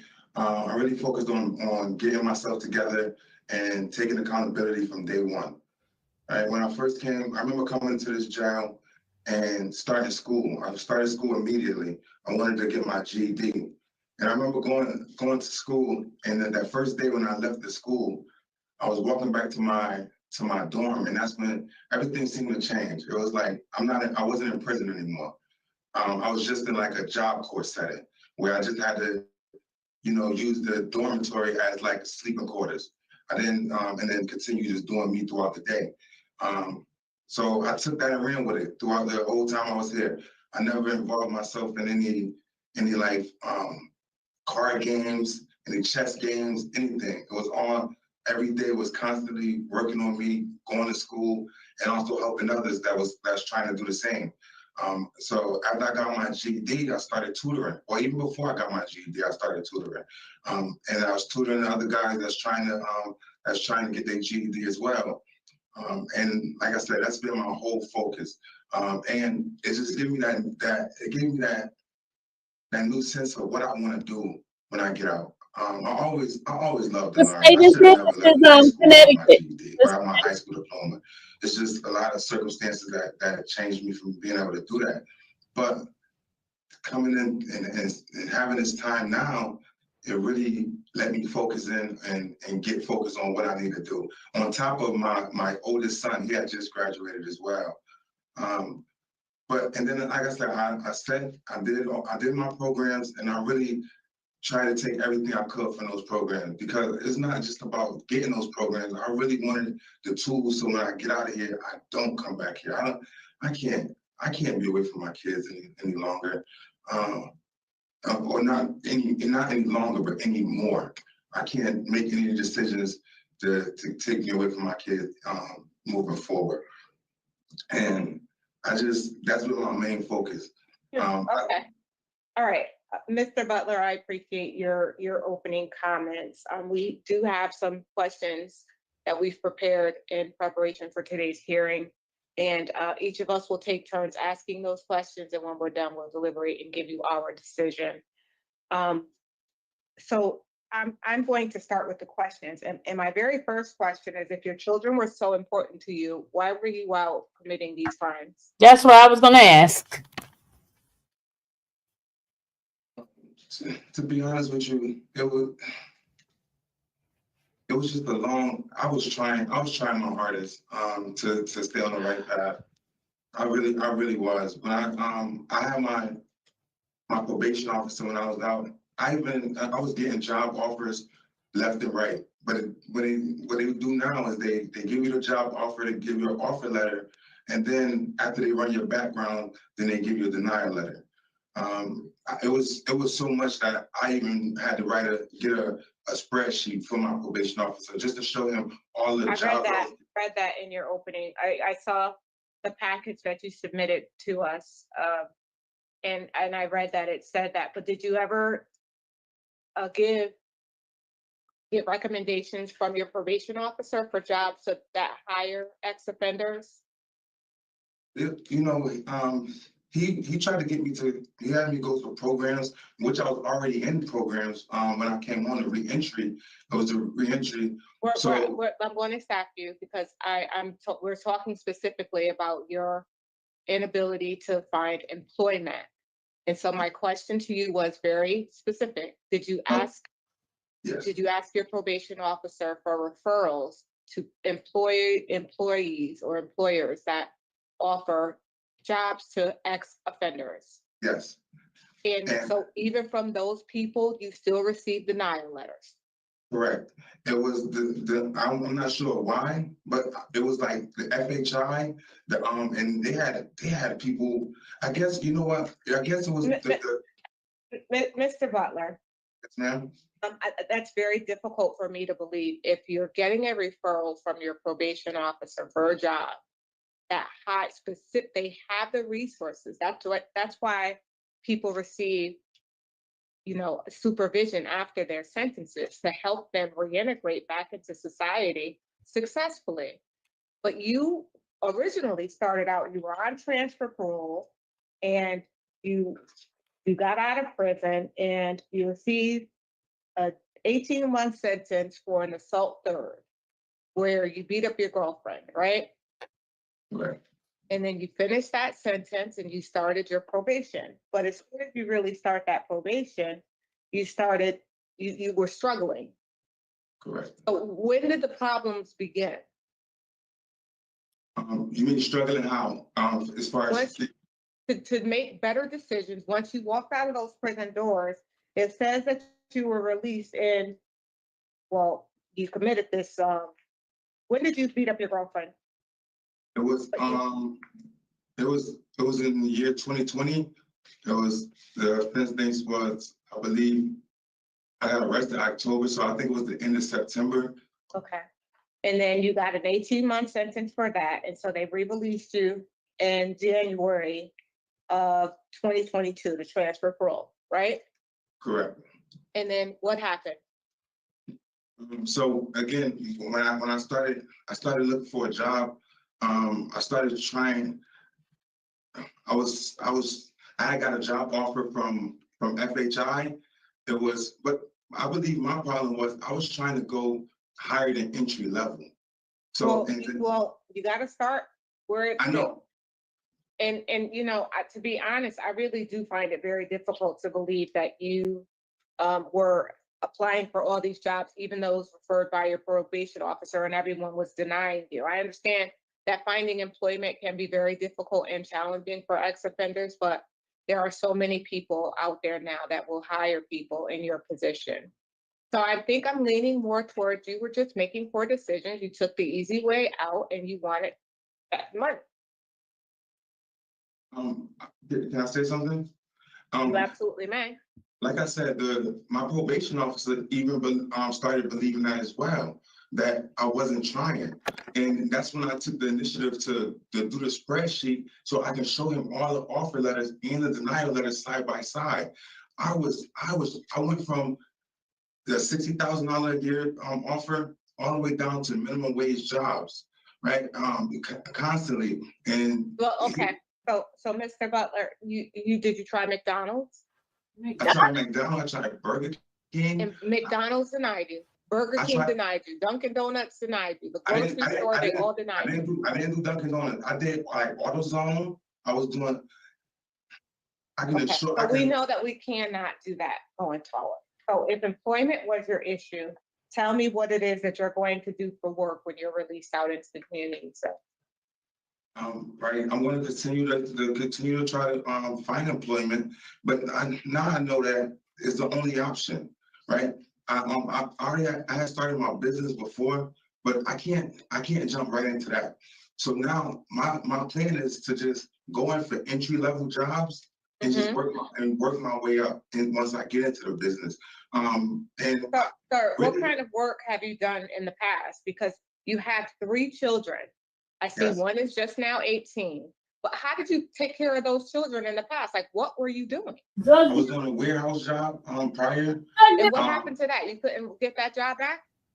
No, and that was, and then I couldn't get that job back because I had risen up in the company so I was like 3rd in charge in the company, and so they would rehire other guys that was entry level, but because I had went up in management, I wasn't able to get back into that company. It was at Trader Joe, excuse me. So and I had worked my way up to the manager of the cooling cross dock, but when and it was through a temp agency, so they wouldn't allow me to come back there because I had reached management status.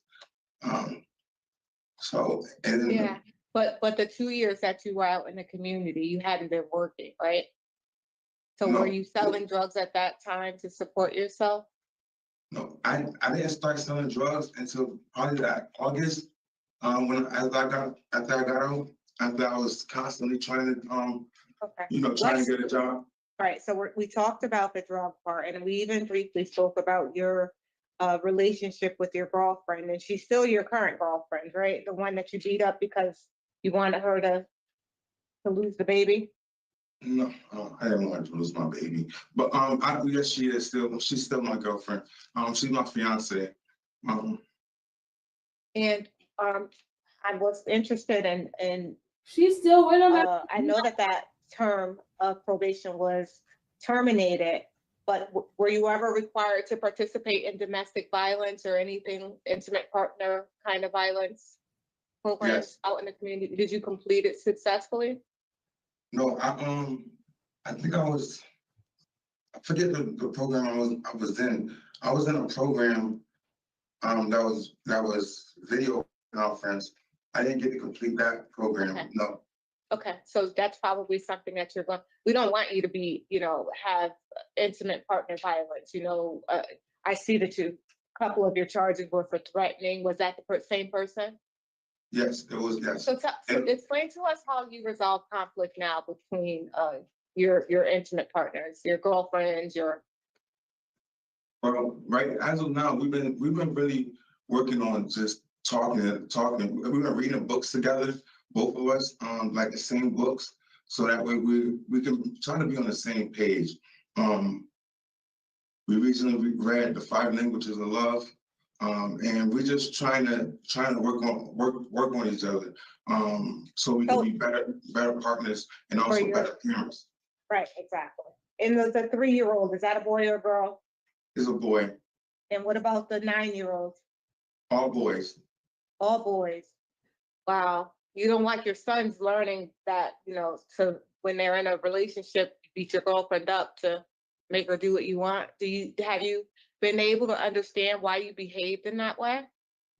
Yes, I have. I felt I did deal with some of those issues that brought me in there, and it was just dealing with those anger issues, right? And then I figured out that a lot of it starts from the ability not to provide, right? So so when you not providing is when you start to feel less of a man, and and then all the little things that happen start to aggravate you and stuff like that. But I really made a commitment to her, that I want to show our kids, along with her kids, a healthy relationship, right? And that's why I didn't choose to leave. I want to really, stand there and really, it might not be easy, but that's what I really want, is to be in the household with my family, and also bring my second youngest under that household as well. I talked to his mother about when I get out, so he can live with me as well, just so I can guide him. I appreciate what you're saying, Mr. Butler. But you have a history of domestic violence. You have it I see an assault and battery in Virginia in 2014 that you committed. You have this assault third from 21, the threatening from 21. and some breach of pieces. Like, it's all that repeated kind of behavior. So it's really important, sir, that you figure out how to resolve conflict, whether you're angry or not. It doesn't give you the right to threaten anyone or put your hands on anyone or belittle anyone because you feel less than. It's all a manipulative kind of, control. It's all about control, honestly. Yes, you're absolutely correct. And that's one thing I did notice, like when I did do the domestic violence in Cheshire. I mean, there was a lot of stuff that I didn't even know that was under the umbrella of domestic violence. And and it really did open my eyes to it, even if it was the arguments and just walking away without really dealing with the issue. I didn't understand that was part of it, domestic violence as well. But I do, and knowing that I'm able to, I'm a person that I can think, right? I'm able to think and understand. Once I know, sometimes when you don't know, you just don't know. But as knowing, I know that, okay, let's talk about it. Even if we take a break, let's agree to come back and talk about it later, right? Even if we both need our time now. And that's when I'm committed. I can tell you that I am committed to being in a household where we can deal with conflicts without lashing out. Right. And because I really want my boys to be great men, and it starts with me. You gotta learn how to be a man yourself. Correct. And being a man yourself means refraining from participating in illegal activity, accepting a job wherever you can, whatever level it is.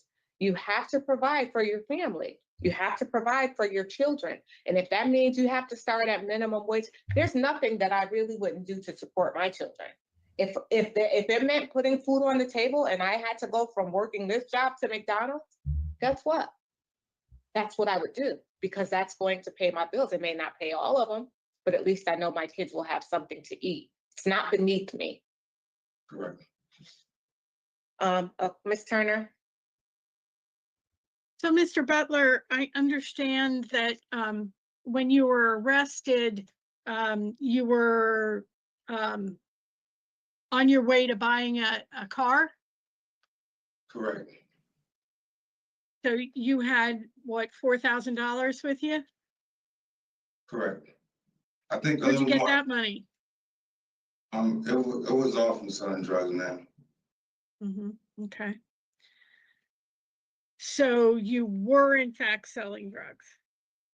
Correct. Okay. So they effected a felony motor vehicle stop on you with stop sticks. Why wouldn't you pull over?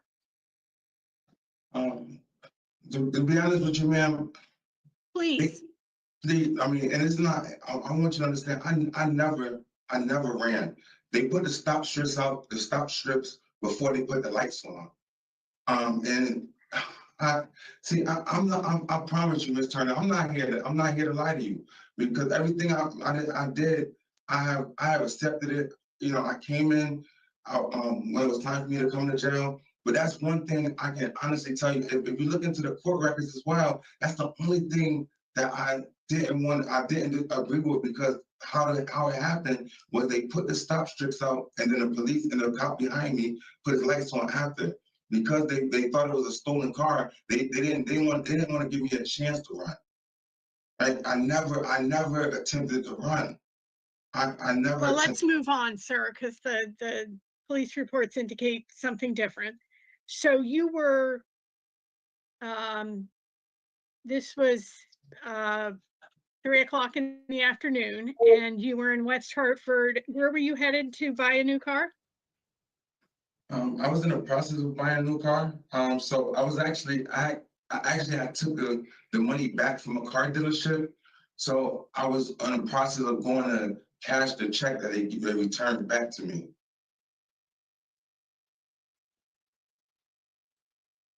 Okay, well, the reason that they wanted to stop you is because the license plate reader indicated that the plate hit on a stolen motor vehicle. So this was a rental car you were driving, correct? Correct. and you had guns, ammunition, and crack cocaine in the car. And you just finished telling my colleague that you were doing your hardest to do the right thing. Why did you have a gun?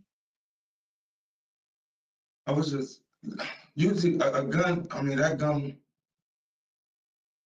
there's no rhyme reason to have it, right? But except for trying to make it home at night in case anything happened, right? It was, I never even let a gun off. But before, I'm not even saying in this case in my life, but it was Okay, just. so you were on probation for all the domestics that you were found guilty of, and you were driving a stolen motor vehicle in the illegal possession of a loaded handgun that you as a convicted felon were prohibited from having. Yes, ma'am. I wasn't a convicted felon, but it was a what's name? A qualifying misdemeanor. Yes, ma'am. With a criminal history that dates back to 2004 and consists of 11 arrests, you're going to argue with me that you weren't prohibited. I'm not arguing. I mean, that's just what my lawyer told me. That's why I didn't get the criminal possession, because I wasn't a felon. It was just that I had a qualifying misdemeanor. I'm not arguing, ma'am. By virtue of having committed domestic violence, you're not allowed to possess firearms and ammunition for the rest of your life, sir. Correct. And now you have a term on the state's deadly weapon offender registry for what you were doing out in the community. And you know, what we're trying to do is make a decision about whether you're suitable to finish your 30-month sentence out in the community. And we have to make that decision in light of the interests of public safety. And I'm not seeing it. Congratulations on your high school diploma. So now, you know, that's going to open up lots of employment opportunities for you to begin some, you know, jobs at entry-level positions. And I'm sure you've heard that the minimum wage went up again at the start of this year. So it's getting closer to being a livable wage. And I hope at some point you'll make a decision to do the right thing for yourself and for your family. And I just want to add for the record that it was exceptionally disturbing to read about the 2020 assault against your then pregnant girlfriend, who you claim is now your fiance, and the things that you said to her while you were assaulting her. And then to come before us and tell us you need to be out because your kids need you is more than ironic.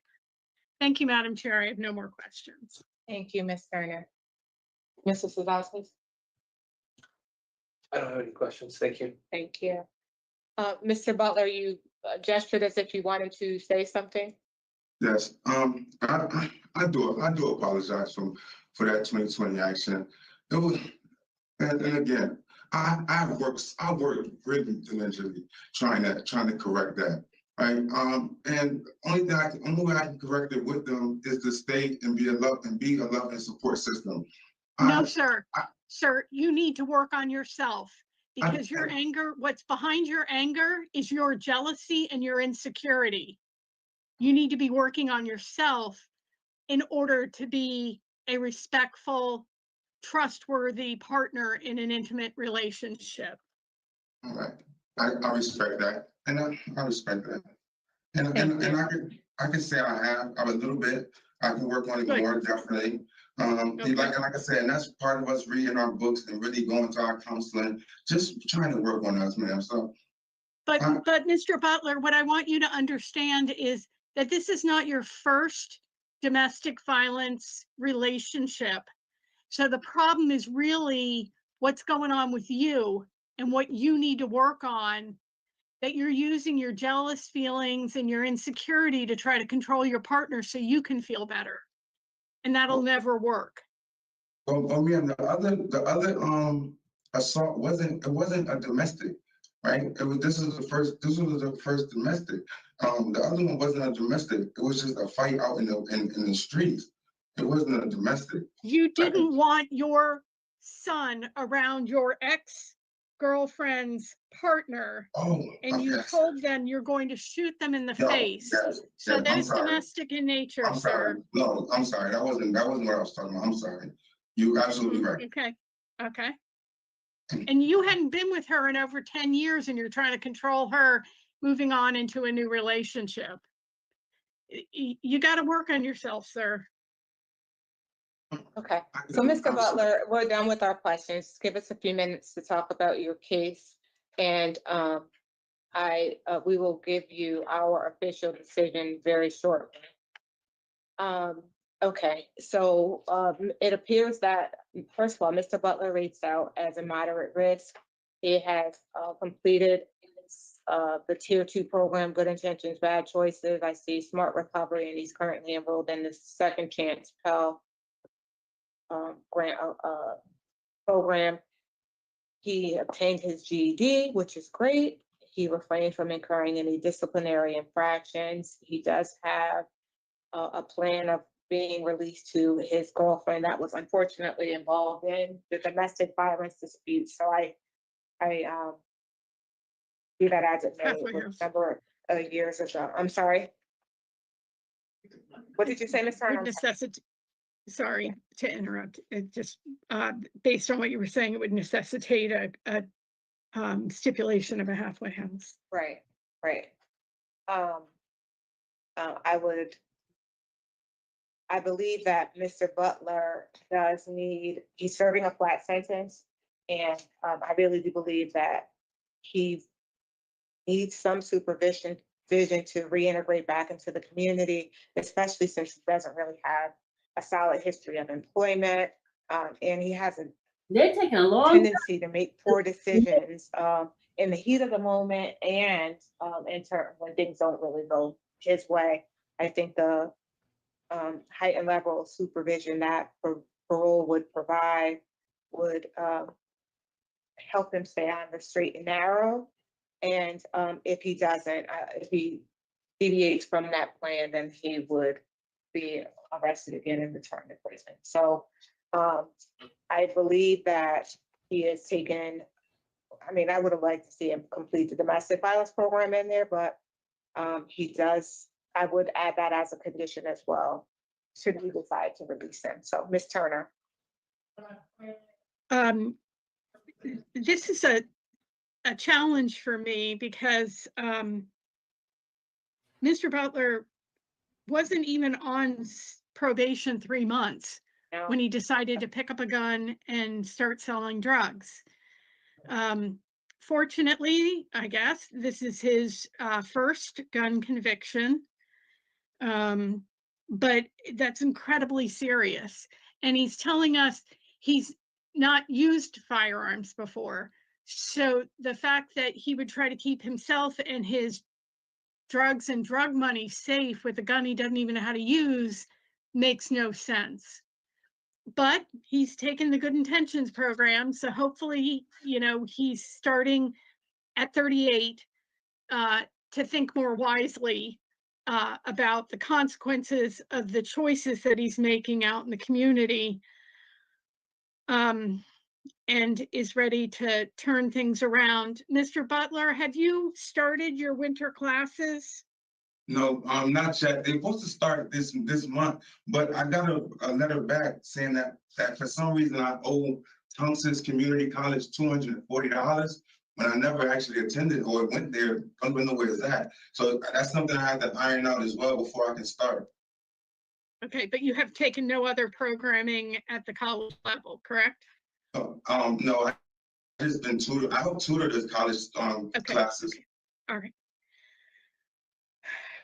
So the fact that he would give up on himself so quickly after starting probation is concerning, and I do believe the higher level of parole supervision is necessary in his case.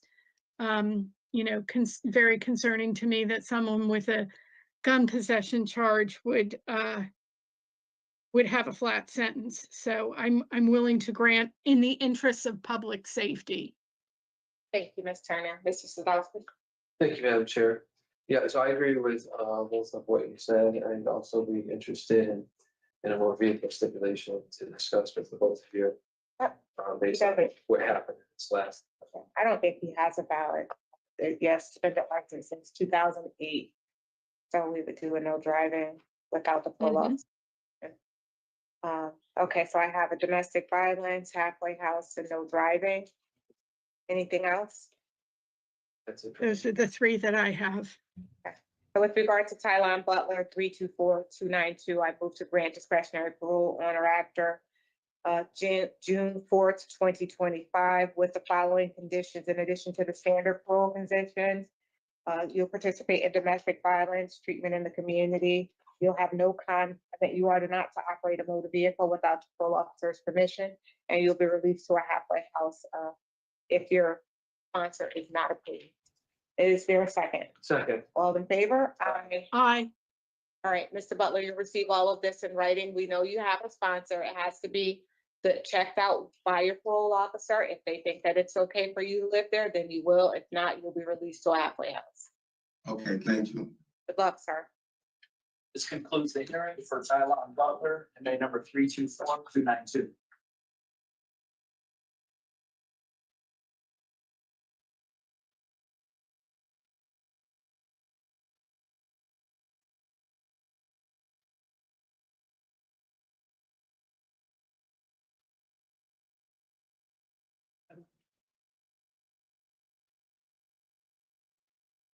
Ready for the next one? Yeah. Yep, we're good, Locke. Okay. Jonathan. All right.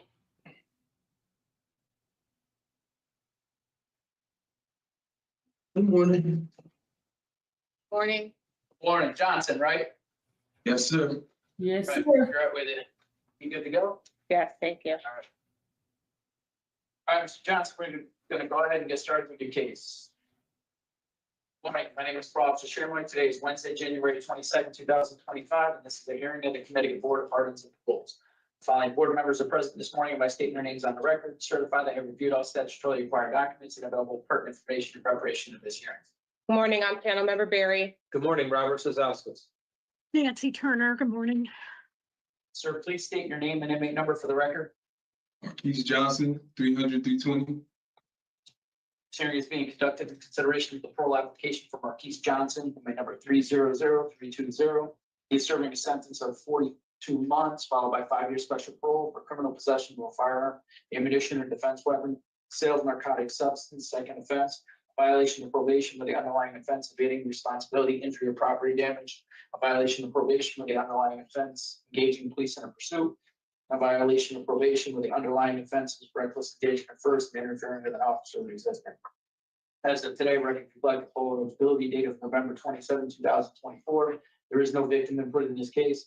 There is an offender accountability plan for the offender. It has been reviewed and shows the offender has completed the following programs. Tier 2, he currently has a facility trash job.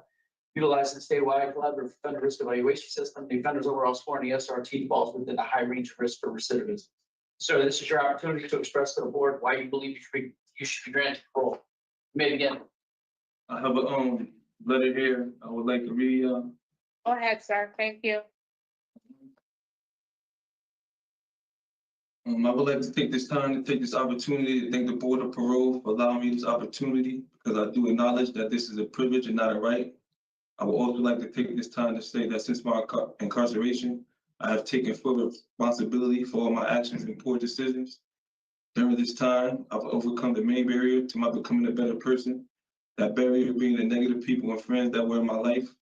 I finally took the liberty to listen to my loved ones and figure out ways to improve my way of living. What stood out to me the most was when my 20-year-old daughter, Maya, finally opened up and expressed that me being incarcerated so many times affected her mentally, emotionally, and physically. This is what really made me man up and view life in a different way. This made me realize I was putting my own wants in front of the ones who really mattered. I kept making excuses about being outside to take care of them when the whole time I was pushing them away. Reflecting on it now, I made selfish decisions that led to me being incarcerated. These poor choices removed me from my family's lives on a day-to-day basis and dissipated the lack of regard and respect for the love they have for me and that I have for them. For the last 17 months, I have taken a good hard look at myself, and I came to the conclusion that I needed to change for my family and for myself. I also need to take the time to apologize to the victims of my poor choices. I used to believe that selling drugs was a victimless crime. I was providing something to people who wanted it. Today, after a great deal of hard work and soul searching, I recognize that there truly are no victimless crimes. The people I sold drugs to were helped down a dark path as I helped them feed their disease. This was wrong. My community suffered due to my actions as I played a part in the scourge of drugs and guns that are rampant in our neighborhoods. My family was harmed by me not being an appropriate role model, and ultimately by my removal from their lives. And society as a whole was diminished by me not being the positive, productive member that I know I have the ability to be. So I can only say that I am sorry for my shameful behavior up to this point, but I can also assure you that I am bound and determined to be a better man, father, and person going forward. Partnering with positive friends and mentors has now allowed me to branch out as well as achieve the growth and development that was necessary to become the man that my family deserves me to be. This has and will continue to help show myself and my loved ones that despite my rocky start and poor decisions, I could be a living example of resilience and perseverance. I would like to take this time out to get a more in-depth explanation for my actions over the past years. My entire life, I've been exposed to nothing but guns, drugs, and violence. My anger issues came at an early age from watching my mom get abused by my dad. By seeing this, it made me set my mind on getting to a place where I could protect my mom. In the midst of that, I got introduced to the street life and became very addicted to the lifestyle. At one point in my life, this was all I wanted to do because I finally had gotten the satisfaction of having my dad scared of me the way he scared my mom. Then I ended up losing two best friends, my brother and the first cousin, all to gun violence. This had a big impact on my life. For once, I was ready to lead a life alone.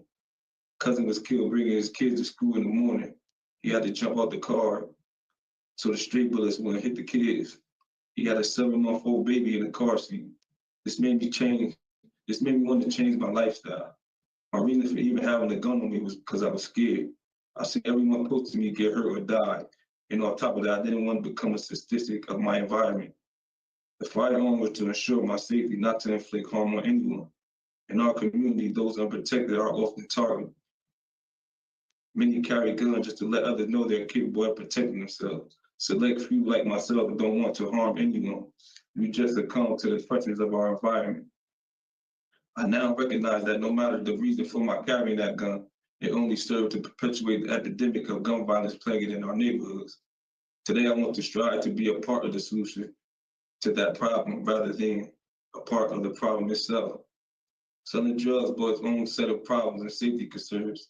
Safety from sources known and unknown. I thought being able to buy my kids whatever they wanted equated to being the head father figure they deserved. Once again, by being a product of my environment, this was all I saw the fathers around me doing for their children. Now at 38 years old, I believe I've finally become a man. Furthermore, I want to be more involved in my children's lives. Speaking of them, I have 3 girls and 2 boys. 2 of them live with me and I co-parent with the other 3. My relationships with their mothers are excellent. I have a 12-year-old and a 13-year-old who are boys, and they're at an age now where my bad decisions are really impacting them in various negative ways.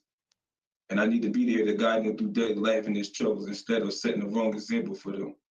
Living apart from my family like an outsider looking to the world that all my loved ones are living without me, with their struggles, stumbles, mishaps, and victories, made me realize more than ever that the greatest gift in life is time. Time is one thing that I never take for granted. I will have to work harder to gain what was lost.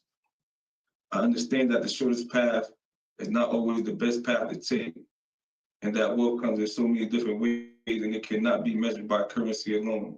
The punishment of being incarcerated and the mental anguish it has caused me is far too great. I'm currently in the Second Chance Enough program here at Saboski. Being in this program has allowed me to grow in so many ways. One of the most important lessons I learned in this program is how to be a part of a community. Since I've been in the Second Chance program, I've participated in multiple groups such as Pawns of Kings, Rage, Knowing Your Triggers, Silent Sons, Goals Group, 7 Good Minutes, Dudley Dads, and Poetry in Motion. I've also completed facility-wide program known as Justice Dance Performance Project, Addictive Lifestyle Transition Group. I'm currently in Smart Recovery, CCAR, and I finished Tier 2. All these programs have a common similarity, and they all are geared towards helping me become a better thinker, father, and businessman. Right now, I'm about to read to you what I got out of the programs. Okay, go ahead. Thank you. From Rage, in this group, I've learned how to not react with anger, avoid confrontation, and recognize that thinking things through is always going to have a better outcome than reacting off impulse. Knowing your triggers. This program has taught me how to pinpoint my triggers, know how to respond to these triggers, and how not to succumb to these triggers. For me, this program has been a big help.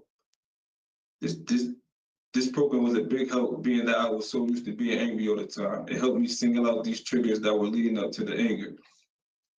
Silent songs. Honestly, this program has helped me realize where a lot of my dysfunction came from. Watching my mom get abused at an early age had me full of anger. Opening up about this in this program after all these years has lifted a big burden off of me. 7 Good Minutes. In this program, I've learned a lot about self-worth and morals. It has shown me that I can take some bad habits and turn them into good ones. Overall, it has put me in the direction of thinking better and making sure I am making the best decisions for my future. Addictive Lifestyle Transition Group. In this group, I am learning how to take heed of the necessary steps and process on how to go about changing my life and lifestyle, how to remove people, places, and things out of my life by setting higher standards and boundaries, also making my old life non-negotiable. In Tier 2, this program, I've learned that you do not have to be a drug addict to have an addiction.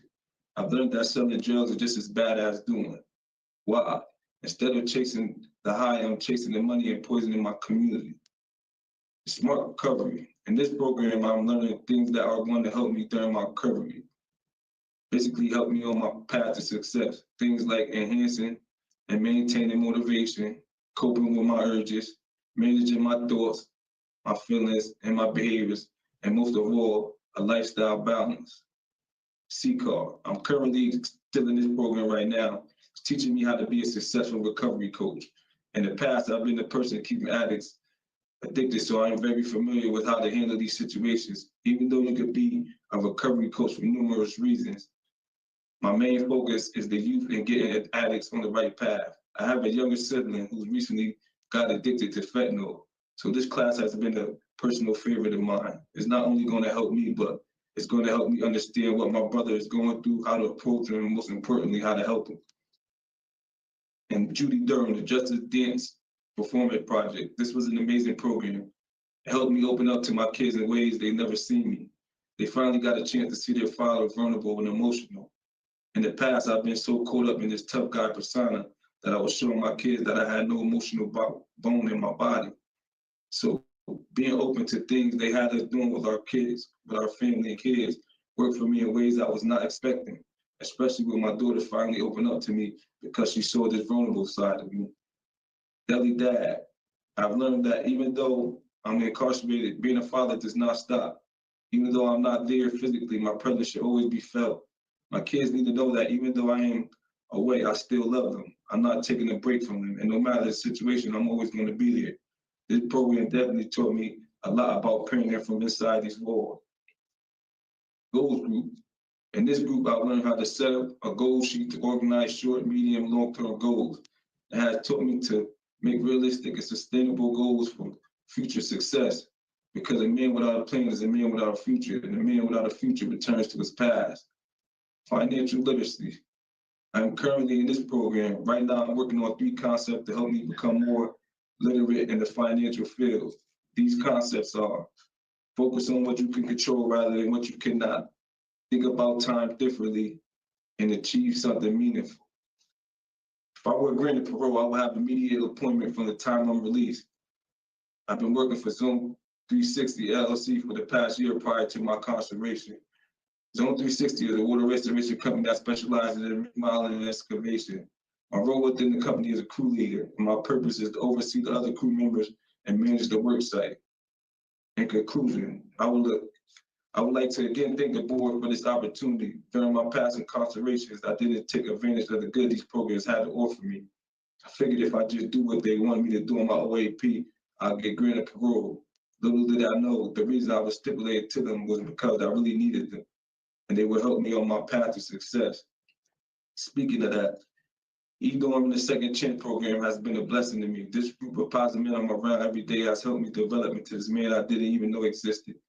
I told myself if I got accepted into this program, I was going to take full advantage of everything it had to offer me, and little did I know it had a lot. If you're serious about changing your life, this program is a must before you go back into society. Being where I'm at mentally in my life right now, I'm a firm believer that I can be a big help in stopping a lot of the gun violence going on in New Haven.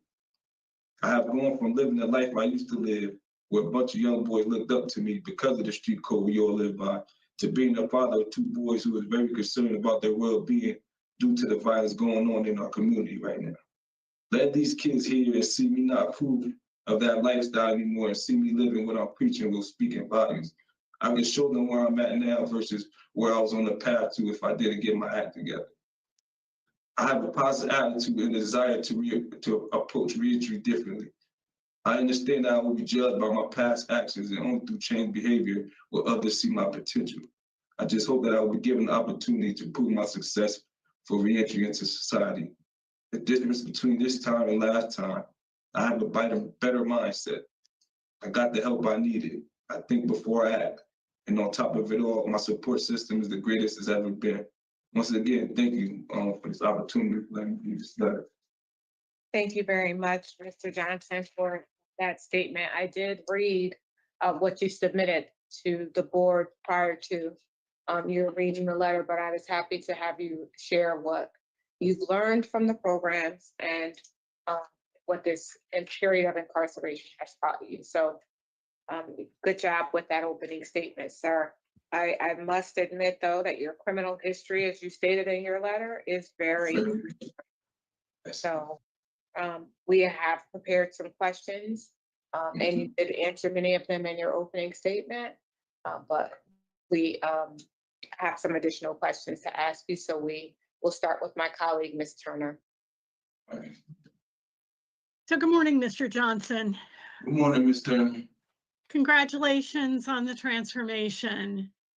Thank you. It's absolutely necessary, and I have to say, long overdue. Thank you. I know. Mm-hmm. Yeah, I feel for your daughter. You know, your absence, you know, when I look at your history, it spans her whole life. Exactly. And it's almost been continuous criminal justice system involvement. For example, you began a period of probation in January of 2021, and you were arrested within 3 months. You were arrested again in June of 2022. You had a gun on you. It was a stolen firearm. And then again in 2023. So, you know, while you were on, you know, you went ahead in 6 months' time and acquired another firearm. It's just too much, sir. How many times have you been sentenced to the deadly weapon offender registry? This would be my 3rd time. Okay. Do you hear that? Yes. That's absurd. Very. You know, and I really hope your commitment to yourself and your family is sincere. But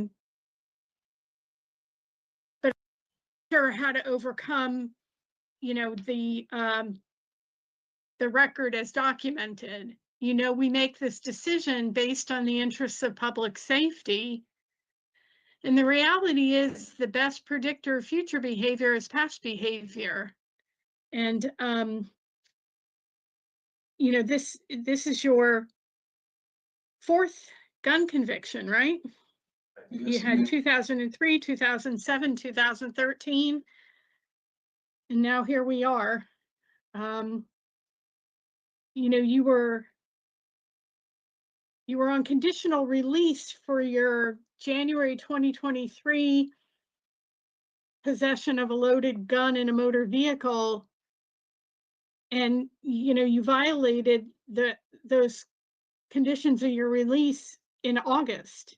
So it just showed you just weren't taking anything seriously. You weren't taking your supervision seriously. You weren't taking the registry seriously or your life seriously.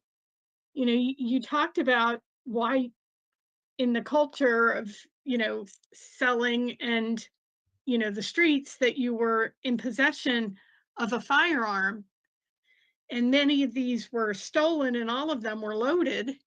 And you didn't even know how to handle the firearm. So why would you think you could keep yourself safe with a gun you didn't know how to use? As you said, I didn't know being where I come from, I just figured I was doing the right thing by just keeping it on me and not keeping myself protected. I wasn't intending to harm anyone. It's just the environment I'm in, the people and negative things I'm around. Well, it seems like up to this point, Mr. Johnson, you weren't put in the position of making a choice about using the firearm. But if you were wearing it for show, why was it loaded? You know, by virtue of it having ammunition in it, you know, you were willing to discharge a firearm that you didn't know how to operate, had no training with, and that puts public safety at risk because, you know, your ability to hit your target without any training, you know, is minimal. And the fact is that if there are other people around, and you've heard the news stories of bullets going through windows and into properties and people getting killed in their own homes by stray bullets. So that's what makes it so dangerous and so absurd to carry a gun you have no training on how to use.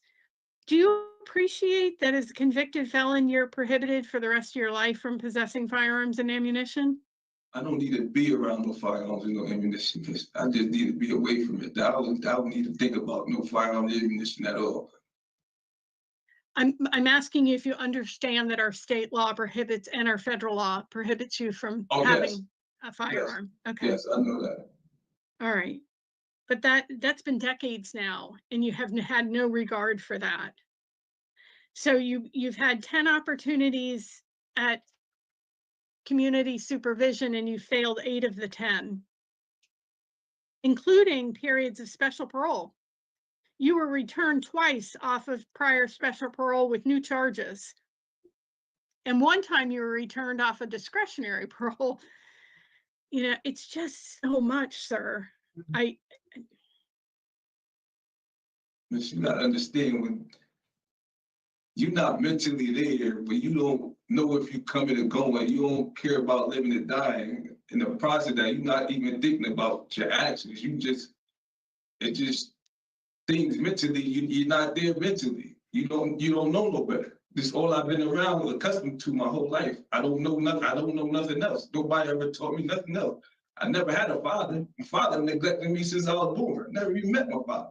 So I never knew which way to go, like, until recently, to get around the positive people I'm around now.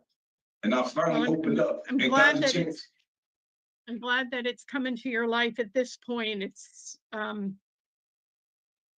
essential that you change. What do you do for this water restoration company? We go on people's homes. We renovate their homes after water damages. Okay. And you know, congratulations on getting us a letter that they are willing to hire you. Is that a full-time position? Yes, ma'am. Why were you dealing drugs if you had this job and, you know, you were supporting your family? I got the job when I already knew I was coming incarcerated, so I wanted to start my transition before I even got incarcerated to see if I'll be able to do it. Well, I'll be able to change my life and continue to work. And it worked out for me. I just needed to put my things in order before I came back out to society. I'm glad you were able to take the programs that you did, and I appreciate your opening statement and detailed what you took away from each and every one of them. Why would you get a fighting ticket in prison? When I first came incarcerated, I was already a person I had to keep separate with. They put us in a cell together, and he came up on me and just started swinging on me, and we just got into an altercation. Well, you made the choice to swing back. Yeah, after he punched me in the face. So you said that one of the programs, I think it might have been 7 Good Minutes, taught you how to change a bad habit into a good habit. Yes. Give me an example. As far as my trauma and what I've been through, I could show the young generation coming up behind me what not to do instead of doing the things I did, how to go about that a different way. I'm not sure that's a habit. Yeah, it was a habit. I'm getting out the habit now. I've been coming back. Trauma's not a habit. Trauma's an experience. It's, I guess, what you were doing with the trauma, how you were. Exactly, how I was channeling my trauma. Okay. You said you've learned to cope with your urges. Give me a couple of examples of how you cope with urges. Now I take breathing, I do breathing exercises, I work out, and I call my mentor, because like right now, I talk to people, and I like have the urge to do things. I call home, talk to my loved ones, tell them how I'm feeling.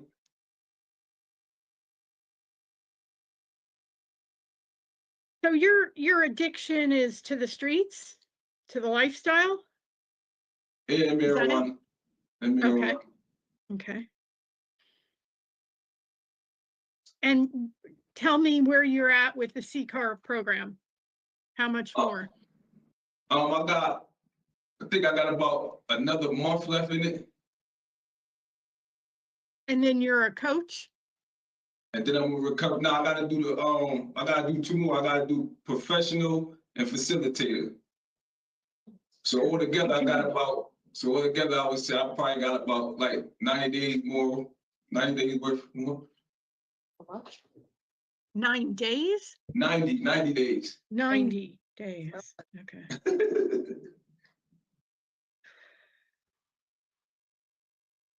Have you had a job there in the facility? Yes, I do the trash. Do the facility trash. Twice a day. Questions? It's a lot of questions, right?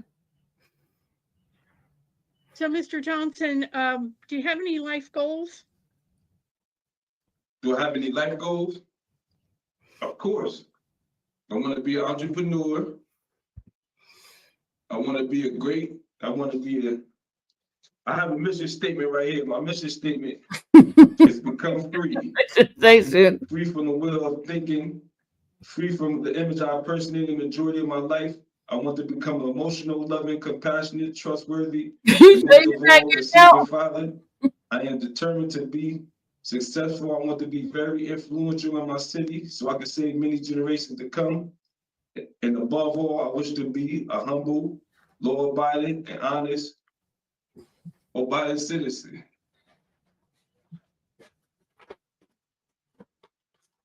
Well, that sounds like the legacy that you want to create for yourself to be remembered by. What kinds of things do you want to achieve? What I really want to achieve, I just want to be there for my kid. I want to be an excellent father. I want to be a hands-on father. Okay. I want to show them things that I was never shown. I want them to live a life. I want them to show them a life beyond what I've been shown up until this day. You took me to, he said, I'm going home. I just want to show them I can be great.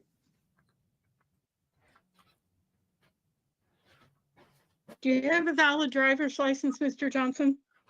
No, ma'am. Have you ever? No, ma'am. Okay. So when you talk about being a productive, positive member of society, you need to abide by the rules of our society. That means you don't drive without a license. You don't drive a motor vehicle unless it's registered and insured, right? Yes, yes. And you follow our traffic laws, which include pulling over when the police try to stop you. Yes. I got that in my goals. I don't know if Shivroy gave me the goals to I said I need to obtain my license and all that due to my Have you started studying for that? Of course. Second chance program offers they offer us a lot. So there's no excuse for us not to be doing nothing. They offer us a whole lot. So how is this period of special parole going to be different than your last? My thought process is different. I'm changing. I want to change. I'm changing. I have no choice. 38 years old. Hey, you don't know what to say, y'all. I can't keep continuing on doing the things I'm doing. It's not going to bring nowhere. I'm going to keep being in front of you, talking to you, trying to explain to you why I should be out. I'm tired of that. I don't want to do that no more. Well, I would imagine, 20 years is enough to make anybody tired of it. So, you're going to be almost 45. You're going to be finished with a registry at the same time you finish your special parole. So, what is the mindset that you're going to bring to your work with your parole officer? You said to my work? With your parole officer, that relationship. What's your mindset? What are you bringing? I'm bringing great energy. I'm coming to show them all the great energy. I mean, I don't mean to use that term, but I'm coming to them and showing them that I'm a changed person. I'm willing to work. I'm willing to show you. I don't want to be, I know I'm going to be judged by my past actions, but I'm really willing to put in the work to get where I need to be, to gain your trust. Okay. So you're going to build trust with your parole officer. You're going to be transparent. Of course, I have no choice but to. Well, you could spend the 5 years running and dodging and avoiding and missing appointments and making up stories. I'm trying to, let's not waste anybody's time. If that's how you're going to go about it, then. I'm 38 years old. I ain't got time for that. Even when I was on it, I never missed any appointments. I never missed the appointments or gave up any dirty urines or anything. I never did none of that. You just carried guns. It's, it's absurd. So, right, you need to go into it with the mindset that this is somebody who's part of your support system, that they want you to be successful. They have access to programs and services to help you be successful. And it's somebody you need to talk to when you're starting to feel stressed about providing for your kids, or you're worried about your job and whether you're going to be able to keep it, or you're struggling to find a place to live. Your parole officer is a resource, somebody that you should turn to and honest with. Yeah, they That's what I'm trying to say. like a recovery coach too. Yeah, but for life, right? For all aspects of your life, right? Exactly. Okay, well, thank you for talking with me, Mr. Johnson. I have no more questions, Madam Chair. Thank you, Ms. Turner. Mr. Sosowskis? Thank you, Madam Chair. Good morning, sir. Good morning. So I am just as concerned as my colleague is about your criminal history. It's obvious. It looks as though, nearly every time you've been arrested, you have a handgun. Going through it's almost every time. So it's extremely concerning. One of the things you talked about was people, places, and things. And but when I look at your release plan, you want to go back to the same place, and live in that same situation. I did see it's across town, but can you just talk about that, what that's going to be like, being back in that same environment?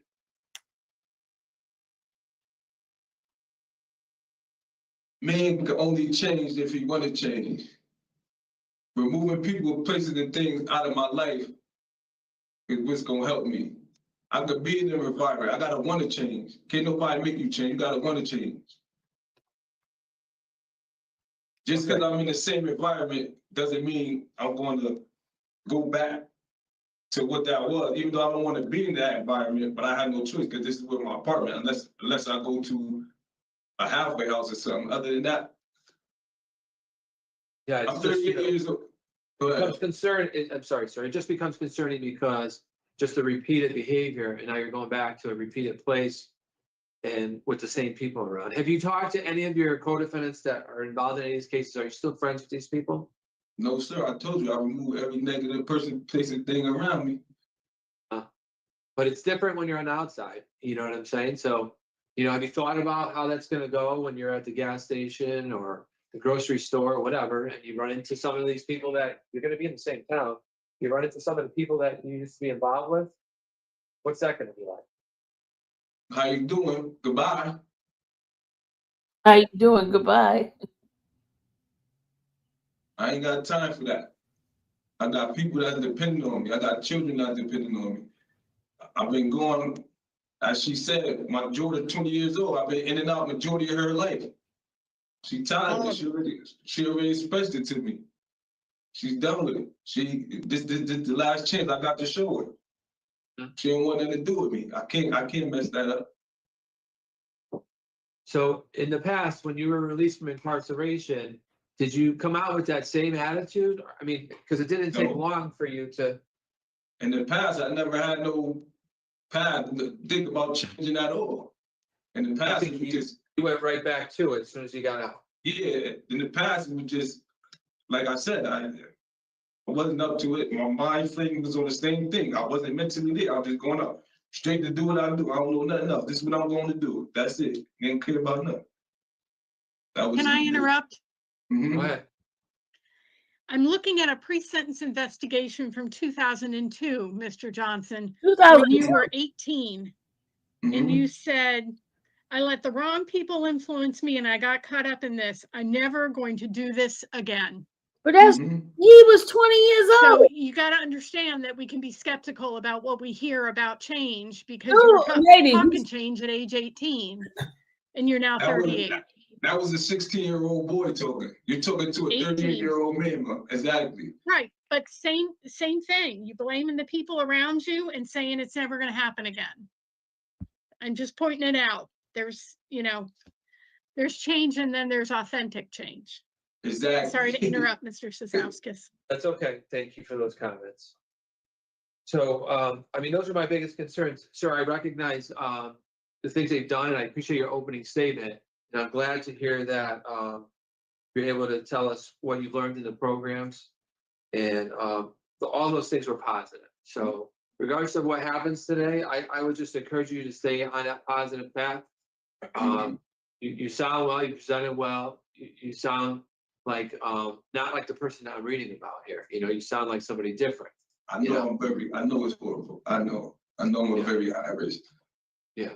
So, okay, thank you very much for speaking to me, sir. I'm going to pass it on to my colleagues to see if they have any more questions. Thank you, Mr. Sosowskis. So, Mr. Johnson, I just have one question. So, if you're denied discretionary parole here today, you still have a year and a half left. Tell me what you think that year and a half in the prison is going to look like for you. What it's going to look like for me? Mm-hmm. Continue doing what I'm doing. Focus on getting better, becoming a better me. Finishing up any programs I need to finish, and just achieving the things I need to achieve. Good, because I mean, I asked you that because, we've all expressed our concerns about your criminal history, and unfortunately, sir, it looks as if you're going to have to prove to us that you're gonna have to put your money where your mouth is. You know what I'm saying? Because you've had other opportunities and you haven't done well. So, but while we can acknowledge and appreciate all you've done to turn your life around, sir, I think it's a little too late. But you do have supervision to follow your sentence, and we'll try to set you up so that you can be successful. You can successfully complete those 5 years. All right, give us a few minutes to talk about your case, and we'll give you our decision. Okay. All right. Ms. Turner. So, Mr. Johnson has quite a history between arrests and convictions, and his struggles with supervision in the community, all very concerning, as is the repeated choice to be in the illegal possession of firearms, stolen guns, loaded guns, guns in cars.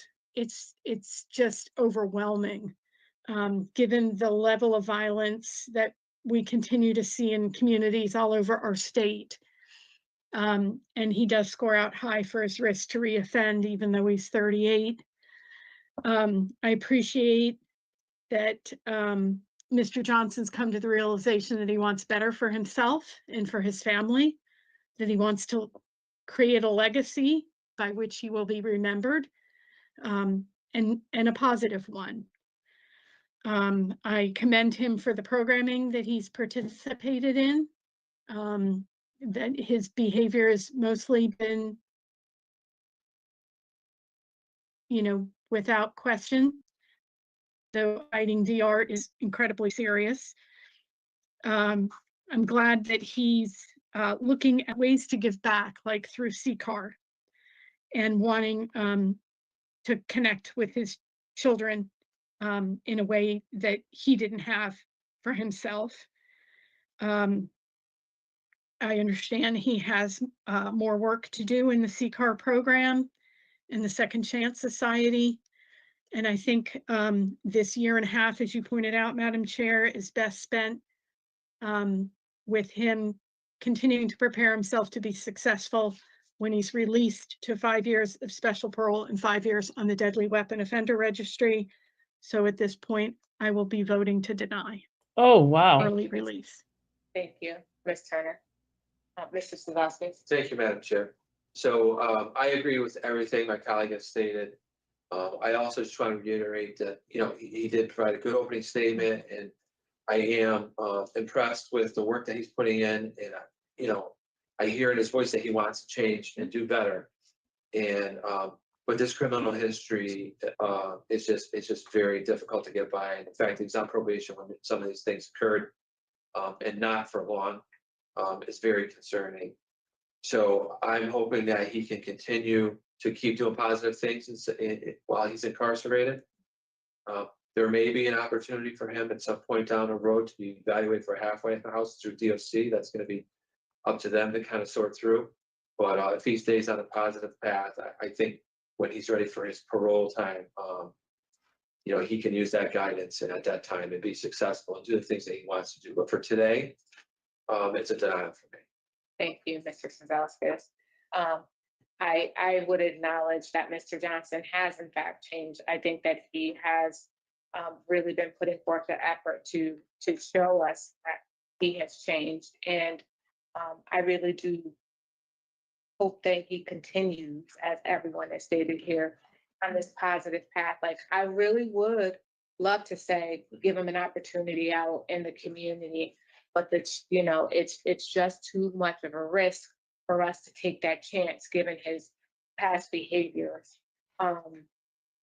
And I'm Mr. Johnson, honestly, I'm proud of you. I'm proud of the work that you're doing. I'm proud of the person that you are trying to become, but I'm really hoping that you can see things from our perspective in terms of what we're challenged with doing here. So I too would not support parole today, and for stipulation, have no driving and no co-defendant. I'm not sure if you all have anything additional for the stipulations. No, it's just criminal history and offense on probation. Okay.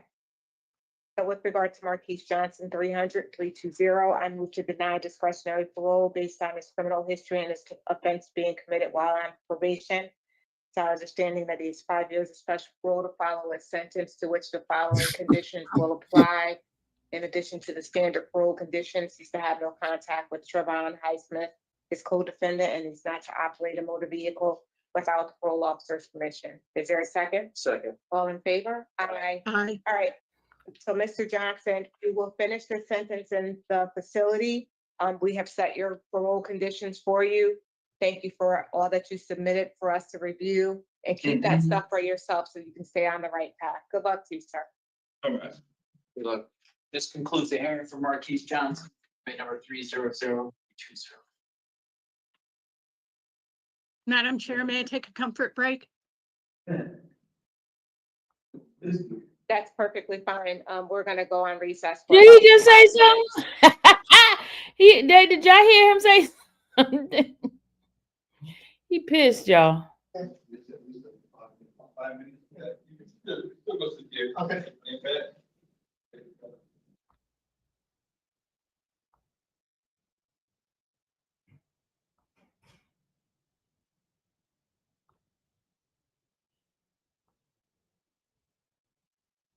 We'll be right with you, sir.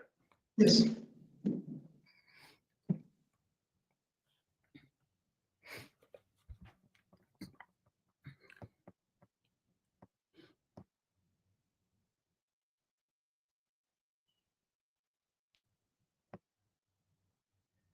No, there's a lot of them that got parole.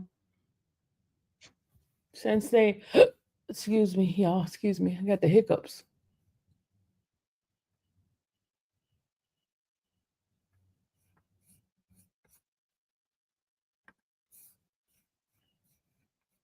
Move it over.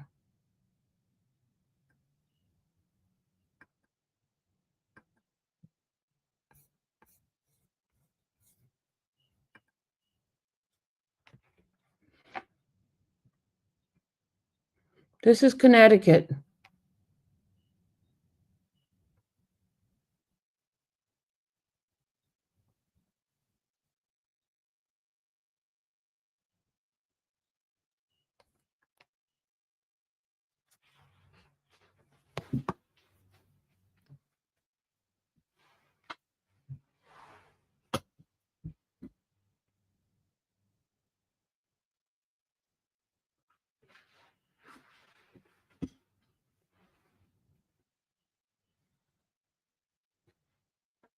They still didn't start that yet. Come on now.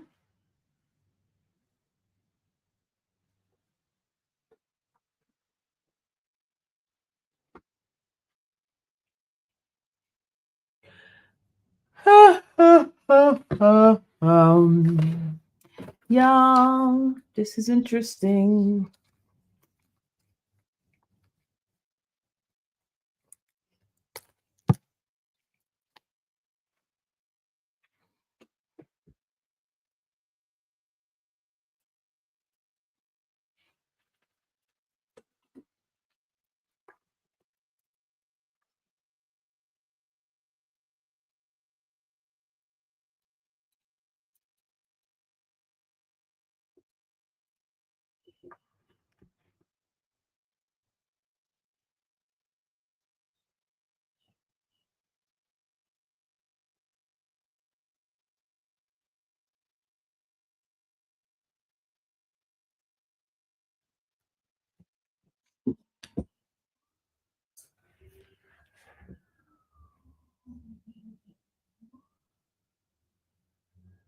It was live. DeRisa was live. It's today. I'm behind. What's going on now? I'm not watching that part. I started from the beginning. This is from today.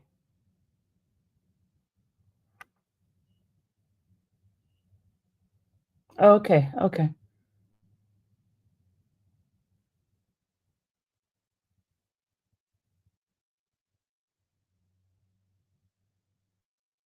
Hold on, lady. Hold on.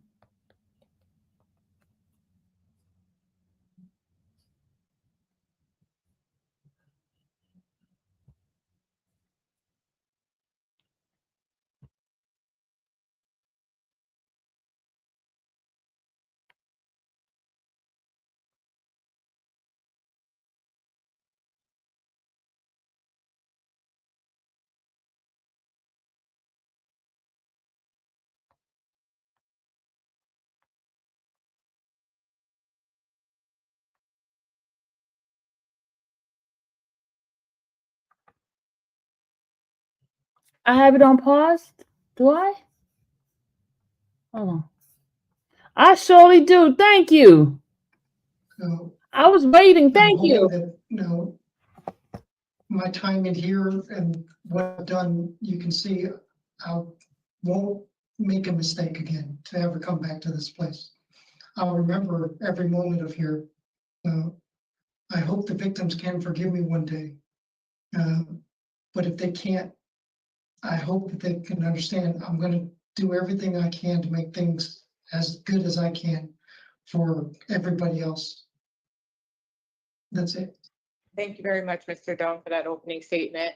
We have prepared some questions in preparation for today's hearing. And after reviewing your file, each of us will take an opportunity to ask those questions. When we're done, we'll deliberate and give you our decision, okay? Yes, ma'am. Mr. Sosowskis will start with the questions. Thank you, Madam Chair. Hello, sir. Good day. This is all very concerning, obviously, reading through this whole entire incident. And, just trying to understand because, what happened, how you got to this place. But can you just explain to us in your own words what happened on this day and what was going on in your mind? My mind was just out of the ordinary. It wasn't thinking properly. That's the problem I had, was I was trying to do too much and trying to do, taking care of stuff instead of asking for help. I went there thinking that I was going to do in the wrong way anyways, an insurance fraud. When the person said no, something inside me snapped. He's an insurance I fraud? try to do everything in this world for people. This one time I need help. They had all the right to say no. I just, at that moment, I couldn't understand why. And it took me a long time now to understand everything I did that day was wrong. I should have stepped away. I should have just asked for help when I needed help.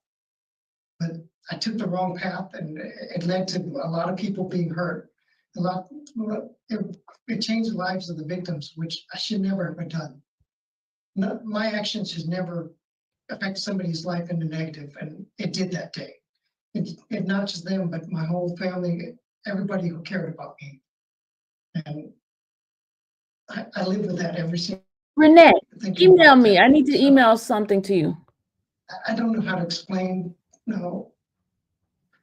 why I did it. I just think that moment just snapped, and I tried to backtrack, and I didn't know how to backtrack anymore. I kept going forward, and now I sit back and think about, having the time, sitting in prison, being away from people I cared about, being, really gave me a chance to really look at myself. And I'm not gung-ho. I'm not as smart as I thought I was. I couldn't do things without help. But at that moment, I thought I could. I thought I could take care of things by myself. Renee. And now hindsight's 2020. It's easy to say that.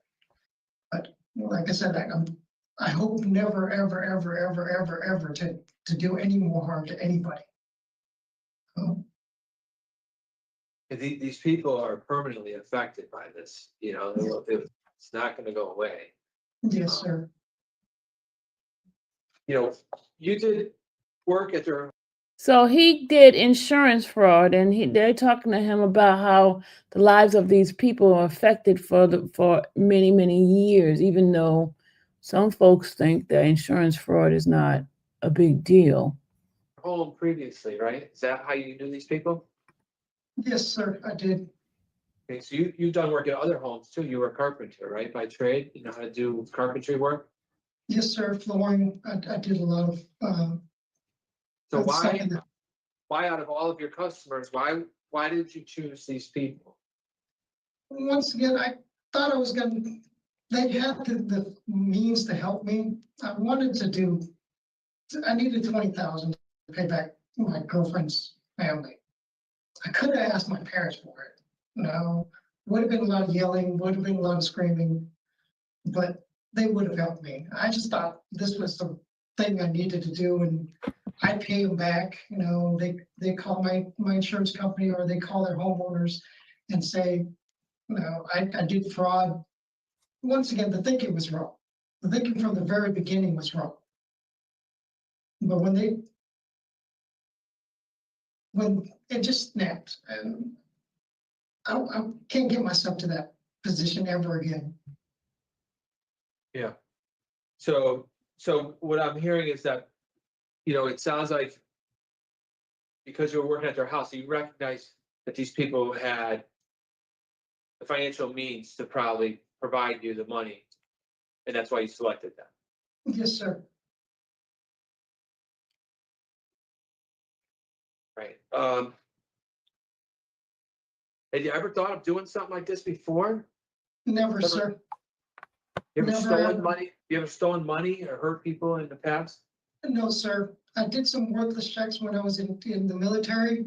That was just bad, stupid financial thing. They gave me probation, 3 years. I did it. I paid them all off in a year, little over a year, and they expunged the case. That was about the worst things I've ever done prior to this. Okay. What was your job in the military? What kind of work did you do there? I was Signal Corps, 31 Foxtrot. Do you operate in radios or satellites, that kind of thing? I did the nodes to nodes. He financially hurt them, Pamela. He financially hurt them. He financially hurt them. Signal between one unit and the next unit. I was usually stuck with the brigade. My units usually, my operator system usually with the, I was with the land. Okay. You speak more than one language? Yes, I speak Vietnamese fluently. Okay. I'm going to continue on with the questions, sir. But during the time you've been incarcerated, have you had a job in there? I've had a job on every occasion except this one. I just got hired for infield grounds right now. But for the 5 months prior to that, I volunteered with the paint crew to help paint the mural in the visiting room. So I always stay busy. So do those things that you're talking about, the grounds and the waiting room, does that require an outside clearance? Yes, sir. Do you have that? You have an outside clearance? Yes, sir, I do.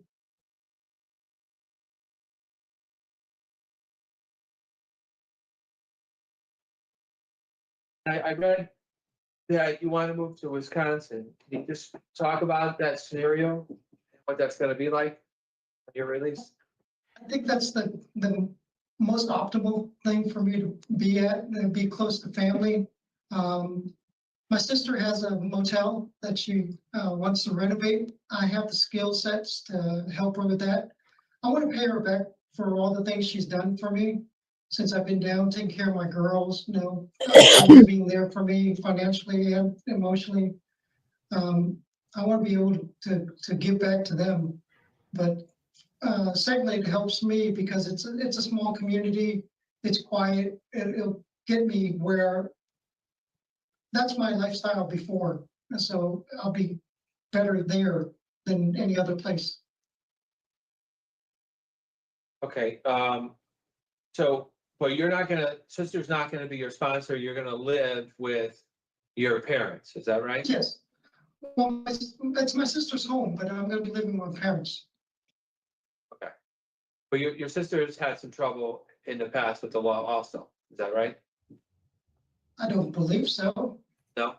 Okay. No. Maybe, I don't know. I read through, I thought there was some situation with your sister. No, I don't believe so. Okay. Yeah. How do you think you've changed? You've been incarcerated for a while now. How do you feel different now from when you entered into the facility? I actually can say that I didn't find anything different. I actually found myself, that I went back to who my parents taught me to be. I got a slower paced life. Things that they taught me, that the values they taught me resonates more now that I see. The things I teach my kids, my girls, resonates more. All of the hustle and bustle, the fast paced life doesn't intrigue me. So I didn't change in a a way that I can describe it. I changed back to who I was or who I should have been. And that helped me a lot to really center myself.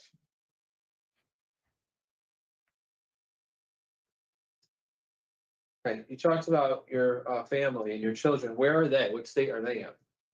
I have one in California. My eldest is in New York City, and my youngest is now in Louisiana. So you have 3 children, Yes, sir. and this is from 3 different women, No, all the same mom. but they live in 3 different places.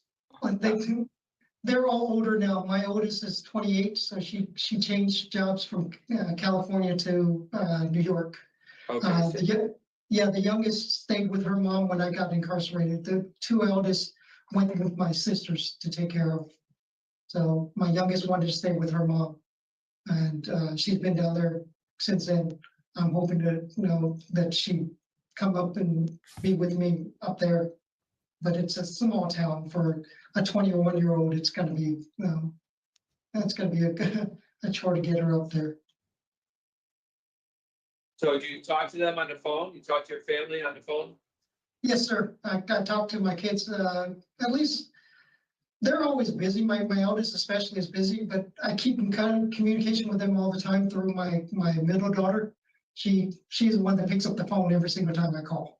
There's no ifs, ands, or buts. So do you have any family or friends in Connecticut still, or no? There's no one here. I have friends, but nobody here that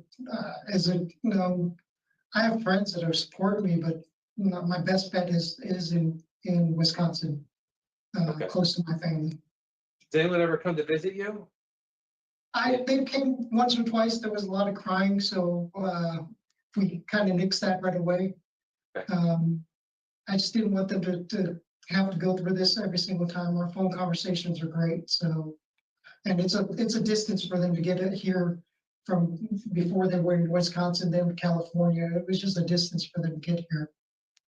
Yeah. So I see that you took in your management class. Do you remember that? Yes, sir, I do. Can you tell us what you took away from that, what you learned, and how, what tools you gathered that might help you? Well, I found out that I'm a stuffer. I stuff my feelings down deep, and then when it explodes really bad. So now I've changed that into where I don't get angry very easily in the first place. My fuse is really long, but now the one thing I've always been hesitant about is arguments. I don't like arguments, but now I can talk to somebody. If the situation you resolve right there, that's great. If it doesn't, it's over. I just don't believe it inside me anymore. But I didn't realize I was a stuffer before. I stuffed all my feelings down. Nowadays, I just don't do that anymore. It's not productive. Okay.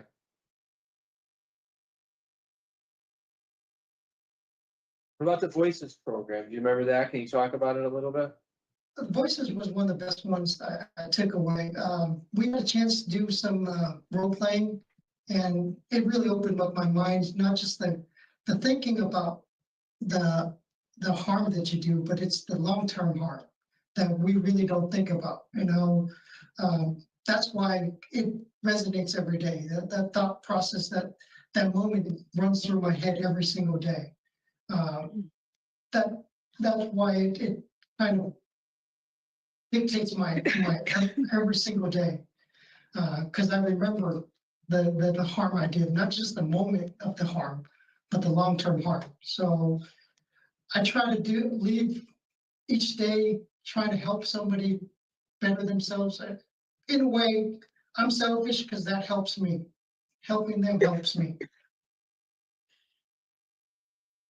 So you have 3 children. Have you thought about if something like this had ever happened to your child? There was a child involved in this. Yes, like I said, it resonates every single day. Every moment of these things comes back to me. I don't want anything to happen to anyone. what, if I don't want it on my kids, why would I want this to happen to anyone else? So, yeah, it's something that I think about all the time. It's not something that I just brush off to the side. It controls my days. So when I read through, the report and the statements and some of the documentation, it sounded like you were torn a little bit.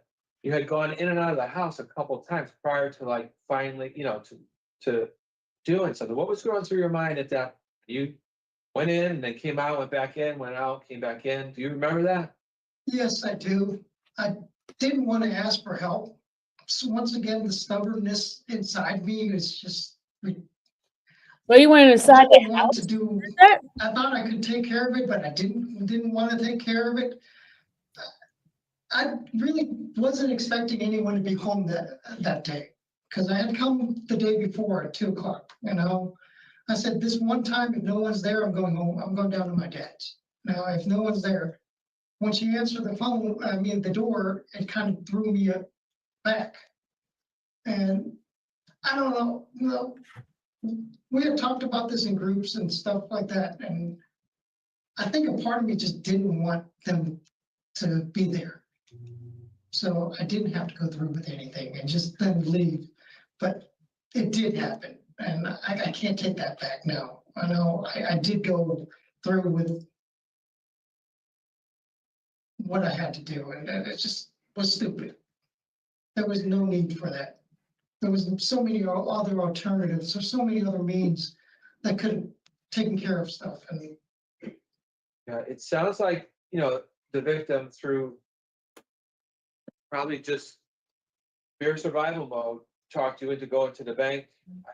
From what I can gather, I mean, you wanted to stay at the house. What were your plans when the rest of her family came home? What were you gonna do? You stayed. I didn't really have a plan. That's the problem. I just thought I needed the money. That was it. I really didn't even. Now, in the end, the result was exactly the same. I was going to lose the other side of of her kids and her. So the thinking was just not there. And it's just, once again, things that I should not even think about, I did. So, I mean, it's a struggle. Reading this is a struggle for me. It's very difficult. It's a terrible, violent, like life-changing crime and experience these people had to endure. Sure. I mean, what can you say to us, that you're not going to make these kind of poor decisions again? How can you say that to us? I've gotten support. I've been able to open myself up now that I couldn't do before. No, all that gung-ho, I can do it myself thing is gone. It humbled me. The whole incident humbled me. And I don't need things like I did. I won't put myself in a position like that. Right now I have a philosophy. If I have an idea that I think is good, whatever I think I want to do, I ask people that I trust. If two people tell me that I'm doing wrong or that my thinking is wrong, I stop. If three people tell me that I have a good idea, then I continue with my idea and continue to do what I do. But that is my thinking process now. I don't know. I don't have to do it on my own anymore. I have people that I trust, and I didn't think I needed it before. I had my circle, my girl, my kids, and that's all I needed. But in reality, I need friends. I need support system. I need things that I didn't have before. And that's the only way that it's going to keep me out of trouble all the time, is making sure I stay with the people I trust. Well, having support from your friends and family that you can count on, is certainly something that's important, you know? So, sure, those are all the questions I have right now. I'm gonna pass along to my colleagues and, I'm gonna listen to, their questions and your answers from them. So, thank you. Thank you, Mrs. So, Mr. Dunn, She muted herself. so there appears to be, I guess, some discrepancies in what you've been saying Uh-oh. to my colleagues in your Discrepancies. discussion and versus the original or the official document Uh-oh. that were reviewed. It's my understanding that you asked the victim, you told the victim that your car broke down when she opened the door the first time. Yes, ma'am. And you asked to use the phone, and then, so you had 3 opportunities, in my opinion, to walk away from this and Yes, not ma'am. harm this victim. You said just when you were speaking to him that you were hoping that they weren't there. So when she opened the door and you left, you had an opportunity to really not go through with this. Yes, And ma'am. it was on the 3rd time that you got the courage to walk in there and attack her. Oh, he attacked her. What Okay. made you think that she would not listen to your demands without your having to physically hurt her? I could have walked away. I should have walked away.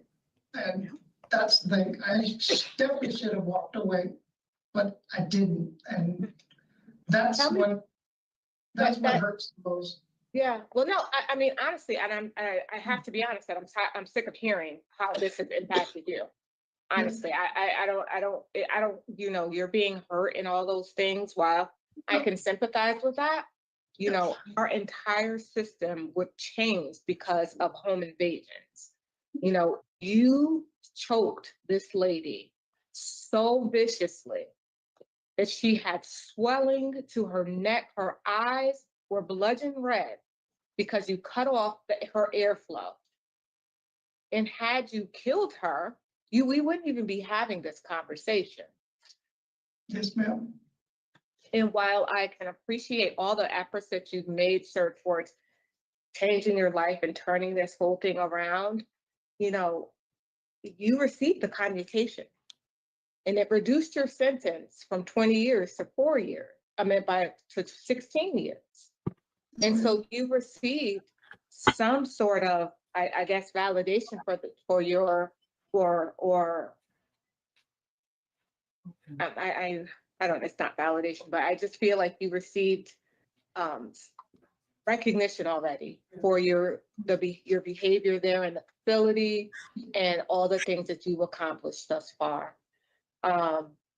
And this poor child, you know, I mean, I hear you talking about your children and you're so happy.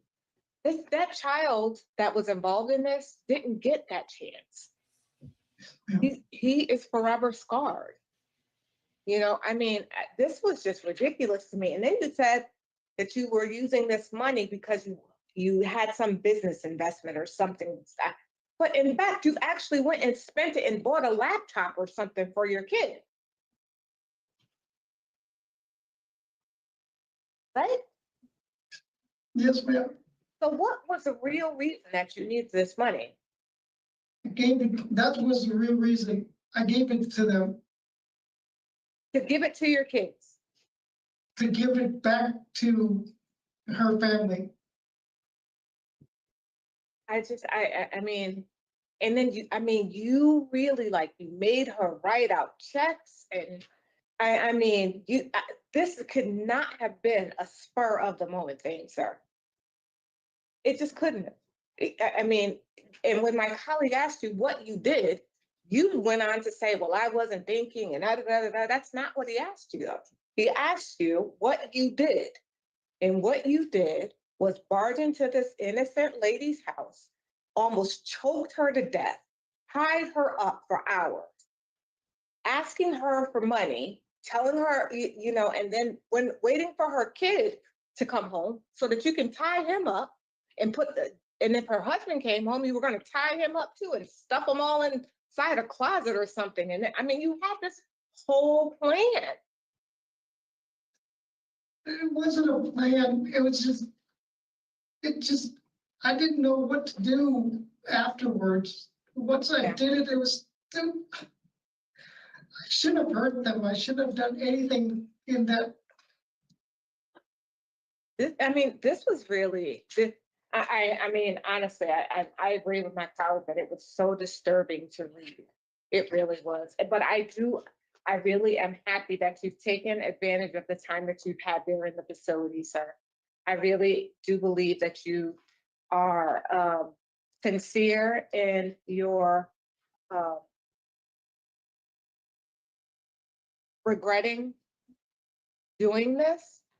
And I think that I can appreciate that, your remorse, but I just am not sure that warrants your remorse and your actions thus far warrants your being released early. So that is my position.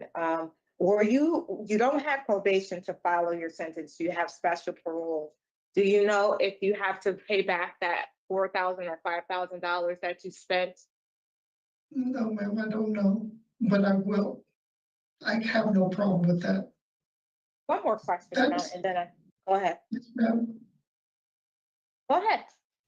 So that's the least I can do. I mean, yeah, I don't have a problem with any of that. That's just. Well, I don't think they're hurt. I don't think that the victims really are hurting for the money. I mean, they're hurting because of their experience. So, while I can appreciate that your family is hurt and you're hurt, and it really is, their lives are forever changed. So just tell me one last thing. How does one suffer from seasonal bipolar? They say during the seasons, my waves are more up and down than normal. Who's they? Psychiatrists. Okay, I don't.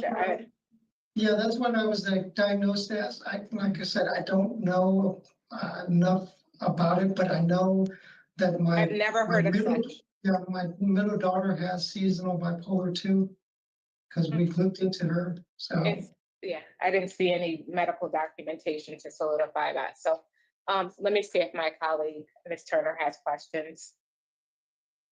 Yes, Madam Chair, just a few for Mr. Doan. Yes, ma'am. How much money was it that you owed? I owe 20,000, ma'am. And why did you owe that money? Because I had borrowed them there was a so-called friend that wanted to borrow money from us to do some insider trading. And I said, okay, I only have 10,000. So I borrowed the 20,000 from her family because we were trying to do insider trading. I think that's what he said. He said, I got a good deal for you. No, I said, okay. I was naive and thought that, no, this was going to help. We're going to open a small restaurant. So you thought your friend was presenting you with a get rich quick scheme. Yes, and ma'am. so you got yourself into debt in order to try to get rich quick. Yes, ma'am. Okay, that doesn't happen in real life to us ordinary people. I know now. And if somebody tells you insider trading, that should set off a lot of red flags because that's illegal, sir. I didn't even know anything about that. Yeah. Well, you weren't a young man, so you have some responsibility to understand the choices that you're making. So do you know what it means to minimize, sir? Yes, I do. Okay, to make something seem less serious or important than it really is? Yes. Okay, so you today and at sentencing have repeatedly used the word mistake. Yes, ma'am. That this crime was a mistake. And I'm going to argue to you, sir, that these were choices that you made. A series of very bad choices A Yes, ma'am. mistake is like forgetting to return a library book. You know, you went to someone's house, you know, with malintent and caused a lot of harm. So it's much more than a mistake. Yes, ma'am. You said at sentencing, I would never have hurt you and I never will, to the victims. Did you not understand that you had already caused hurt? Yes, ma'am. I know. Okay. And you understand that the hurt was physical, emotional, psychological? You took away their sense of safety in their home? Yes, ma'am. I'm sure this victim never answers her front door without fearing you're on the other side of it. I'm sure her son never came home from school without a lump in his throat thinking, where's my mom? Is she safe?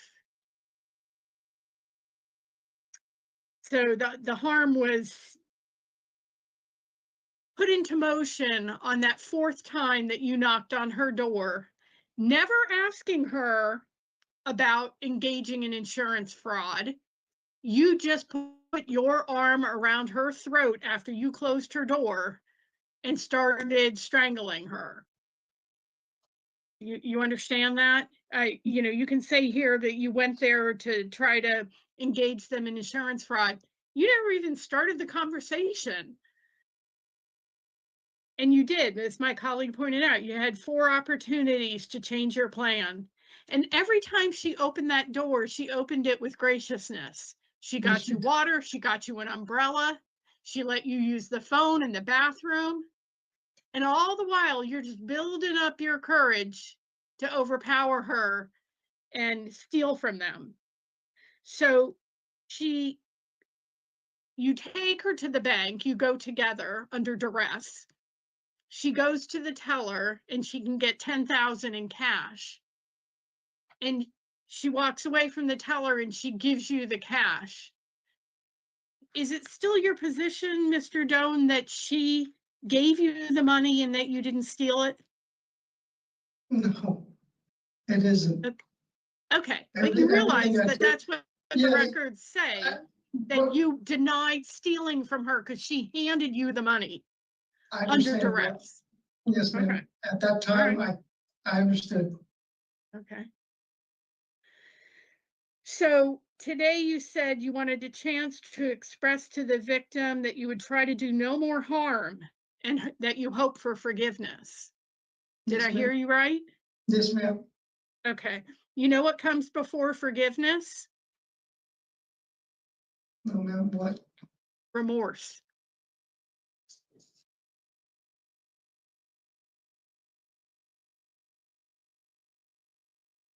You know, I can't even imagine, or I try to imagine what this victim went through. At one point in the to the police, she said she was afraid that you might sexually assault her. And the whole while she's watching the clock thinking her son's coming home and how is she going to protect him? And then after you've tied them both up, you say, I'm taking you both to the basement. Can you imagine the sheer terror that they both felt? You're taking them to the basement. You know, never knowing what your final intent was going to be. It's just shocking. It really is. And then you sit here today and you tell my colleague, you hope to never do any more harm to anyone. I'm not gambling on hope, sir. I'm really glad you have 5 years of special parole to follow. Thank you, Madam Chair. Thank you, Ms. Turner. So, Mr. Dunn, we're done with our questions. Give us a few minutes to talk about your case and we'll give you our official decision, okay? Yes, Thank ma'am. Mr. Stauskas. Thank you, Madam Chair. So, as we've all stated, this is just, a horrendous crime. And, while Mr. Doan, Desiree Lowe has done some programming, He does minimize a little bit on some of the things that transpired. And he has received a commutation to reduce the sentence by 4 years. He has some special parole to follow already, so have supervision. I'm not able to get past the nature and circumstances and the impact it's had on the victim's family. So to me, it's a denial. It's a denial for me as well. I really do believe that. At the end of the day, Mr. Dolan is going home early anyway, because he would have still had an additional 4 years on his sentence. And while I appreciate the great work that he's done in the facility, I too cannot be past the nature of his crime. So my vote will be to deny as well. Ms. Turner? It's unanimous, and I would also include inadequate evidence of offender change. I don't have a great deal of confidence in what I've heard from Mr. Jones today about his ability to go out and not have moments where he snaps and his mind doesn't think properly, and a commitment to never harming is not. I don't have the confidence. Do you have any issue with that? No. So with regard to calling down 386-888, I move to deny discretionary parole based on the nature and circumstance of his offense and inadequate evidence of offender change as discussed here.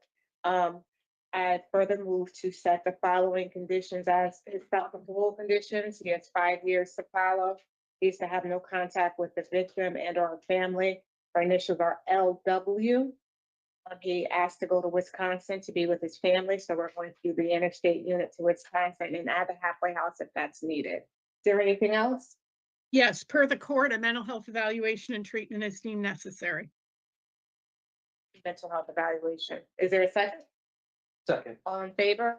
Aye. Aye. So Mr. Doan, you receive all of this in writing. So we set your special parole conditions. You'll finish the rest of this sentence out and then you'll go out to your family, okay? Good luck to you, sir. All right, thank you, ma'am.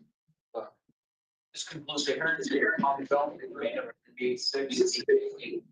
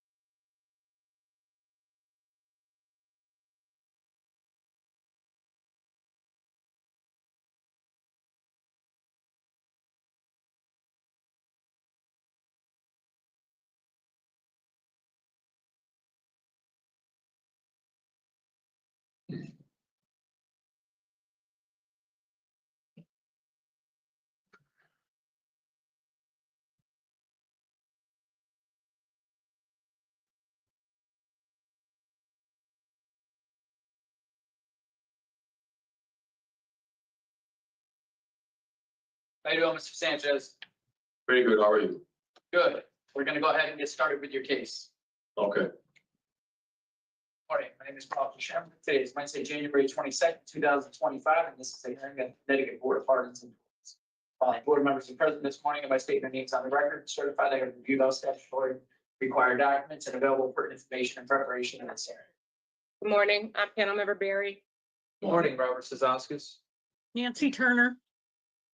Sir, please state your name and inmate number for the record. Nelson Sanchez Jr., 415-832. Hearing is being conducted in consideration of the full application for Nelson Sanchez, inmate number 415-832.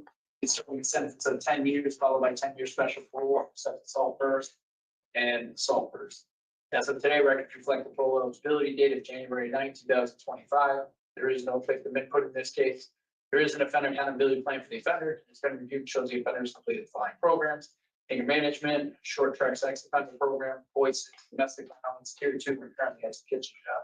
Utilizing statewide collaborative offender community system. Offenders overall score in RT falls within the low range of risk for recidivism. Utilizing static 99R, the offender's overall score for sexual offense recidivism falls within the low to moderate range. So this is your opportunity to express to the board why you believe you should be granted parole. You may begin. Well, I have several years to reflect on my actions on the victim. So I feel like I've been rehabilitated, and I still want to work on myself when I get out. So I still want to like, I guess, talk to somebody, I guess, like psychology or whatever, because still processing after all these years, So I'm not really good with talking, sorry, but I still think about it, because I didn't believe that this could happen, because I never thought of myself to be that type of person. This is a non-emergency. So, I really, really am sorry for the pain that I caused to the victim. I'm very shameful. Feel very ashamed of what I pulled her through or what I did.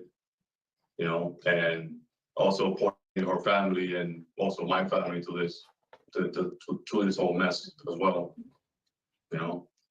It's not, I don't really mean to do it, but I did it. So it is what it is. So I have to learn how to move forward. So I'm still thinking ways to move forward with this, but I have to carry this for the rest of my life.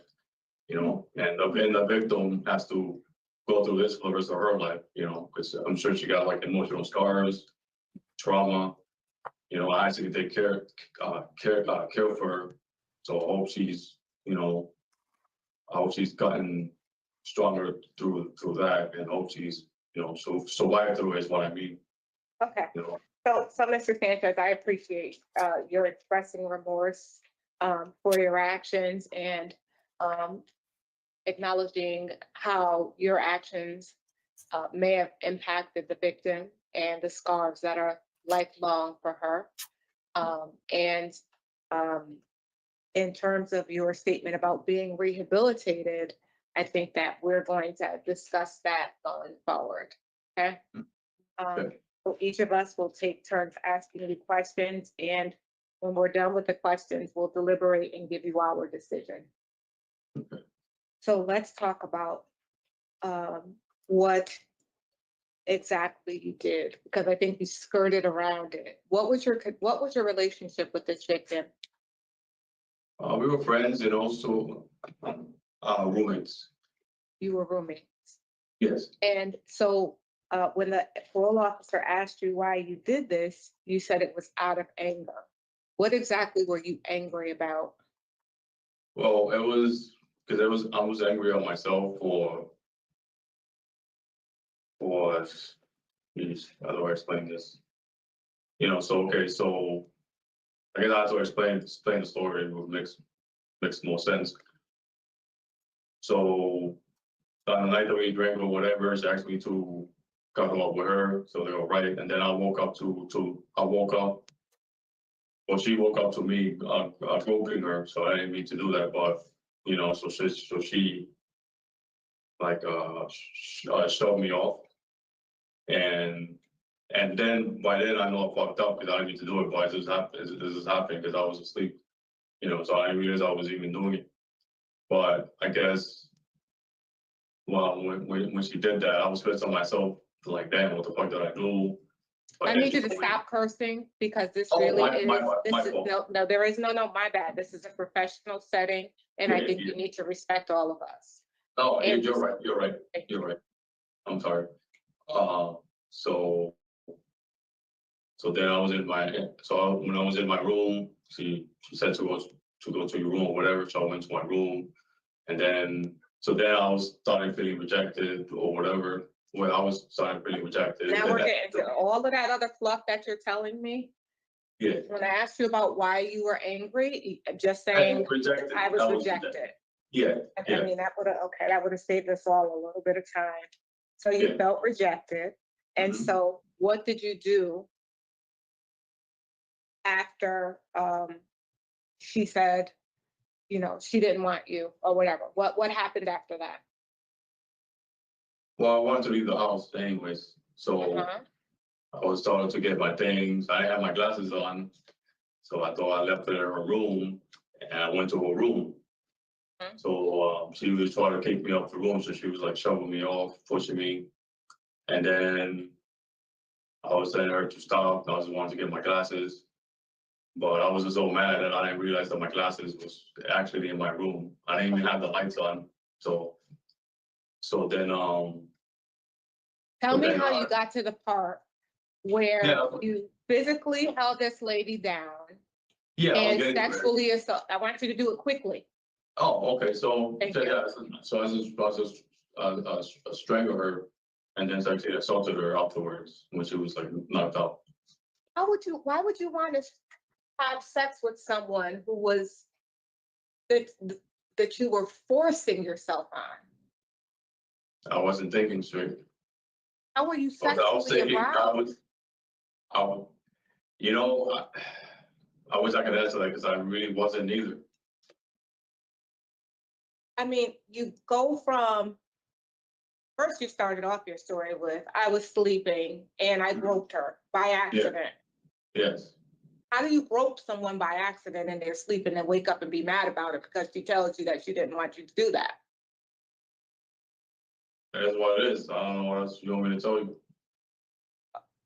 I mean, I'm just telling you what happened. So I'm thinking, so the chances, you were sexually attracted to this lady, obviously. Yeah. Okay, so did you ever say to her, listen, I want us to be more than friends? Yeah. And she said? She said no, but it's weird because we dated, but we never did anything though, so. Okay, but no is no. I don't care what happened before. She could have been a prostitute for all I care. Yeah, of course. So she said no. And then, so when I'm trying to understand. So when she said no, she wasn't interested in having a relationship with you, went on to grope her, and then you forced yourself on her. And then what did you do after this all occurred? After the whole thing, so she came to, because she was knocked out, so she became You conscious. strangled her to unconsciousness. Yeah, she was unconscious, Wow. so that would be in the report, yeah. Yeah, so she Do you came know you to, could have killed her? And you saw with her lifeless body, her body not moving or anything, you just had to pleasure yourself. I wasn't in my right mind, but yeah, I guess. So I how does one, wasn't, go ahead. go ahead. No, go ahead, I'm just trying to understand how one goes from being fully conscious of what they're doing to just losing it and physically hurting this young lady and then getting up and going about their day like nothing happened. No, it did happen. I mean, she walked up and then we talked. And then I left the room and she called the cops and then I left. And so tell me, how can you avoid these behaviors in the future, Mr. Sanchez? Avoid them? Well, I would never do that again. And anyways, I would never do that again. Did you think you'd do it the first time? I'm sorry? Did you think that you were capable of doing it the first time? The first time? I don't understand the question. No, really, I don't. Do you think that did you think, well, I'm gonna be able to strangle this lady at unconscious and get on top of her and do my business and go about my day? Did you think you were capable of doing that? Before, no. Before all of that, no. So, No, so never. saying to me that I'm never gonna do this again, what is that?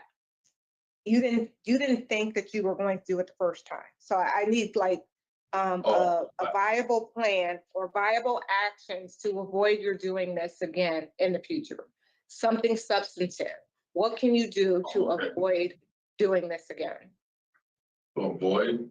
I mean, to me, it feels like a spur of the moment. I mean, I don't want to be that person. I don't. I mean, I know it happened. I can't do anything to change it, which I wish I can. But you know, I had to learn how to take no for an answer. For example, I have to learn how to deal with, you know, rejection sucks, but there's no excuse for no excuse for what I did. Exactly. You know, I take full responsibility of that. I appreciate that. You know, But so, I think you said something wrong, Mr. Sanchez. I think you said that you have to learn how not to accept no, but you meant to say I have to learn how. Yeah, like to accept no. And you Yeah, do. sorry. No means no, regardless of, I don't care if I don't care what the situation is. If you don't want to be charged with another offense like this, you really need to be sure that the person that you're engaging in these kind of behaviors with does in fact want it. Saying yes would, you know, be proof that they want it. So you know that your life as you knew it before you're coming into incarceration is going to be completely different when you are released. So now you have to be a sex offender for the rest of your life. You're only 35. Yes. So how do you think you'll be received once you return into the community and people know that you're a sex offender? How do you think you'll handle that? Well, this is a completely new experience for me, but I met a lot of people that have severe cases of all levels of sexual cases, and so I hear different things. Some people I might not have certain jobs that I want to get. Some people might not want to be around them or whatever, you know. So I'm already prepared for all this stuff because I have people telling me what to expect. Yeah. You know, so it's like in here too. It's here too. People would judge you for it. You know what I'm saying? Yeah. So tell me how you intend to handle that, even with your next girlfriend or your wife. Are you going to be forthcoming with her that you're a sex offender? And when she asks you why, are you going to lie to her? Like, those are important things. That's another part of accepting responsibility. No, you're right, because the last few months throughout my whole time, certain people will come and ask me or whatnot, and I explain to them what happened. And it never gets easy. So it never gets easy, but it's something I had to learn how to deal with. So there's good practice. It's good practice for me. So it'll be hard, but I don't mind letting you know, hey, I did time because I did this, because I did this horrible crime. Right. Well, you need to really figure out how to say it, because it's going to be for the rest of your life. And unfortunately with that, you're going to probably get some more rejection. So, I mean, rejection is a part of life, unfortunately. I mean, I want to ask people for millions of dollars and I'm sure they'll tell me no. But I don't beat them over the head and strangle them unconscious because they told me no. You know? No, of course. Yeah. Okay. So here's the facts, Mr. Sanchez. This is your only offense. It's very, very serious. Of course. You have been able to refrain from receiving any disciplinary infractions. You've taken the appropriate programming. It looks like you have a valid release plan. You intend to go and reside with your dad, right? And what are you going to, go ahead. Oh, go ahead. I'm just confirming what you're saying. Yes. And what are you going to do for work? What are your intentions for work? Well, a friend of mine's mom wants me to work because she was a supervisor at Taco Bell. So she says you have a job there at least. And another best friend of mine, he wants me to get into roofing, with him. So that'll be a good experience. I never had that. So a type of experience. Also, I have another friend from one of the church community. He does truck driving to throw trash. So he says there's always positions available. So I don't know. I don't really know how that intertwines with your kind of conviction in truck driving. So. Oh no, yeah. Yeah, I know what you mean, but I'll probably get into the roofing more because I talk to my best friend a lot more. Or a little Taco Bell that end up in Hartford because depending on how things are, you know, but these things are not guaranteed. I understand that as well. I would suggest that you really communicate with your parole officer and look to them for some resources for possibility for employment, because it's going to be difficult for you given the nature of your offense. And people, unfortunately, the stigma associated with being a sex offender is really out there, you know. And so it's really important that you, one, learn how to navigate your life now with this new conviction, and that you be honest with people and with yourself, more importantly, because it's not going to be the same. You know, I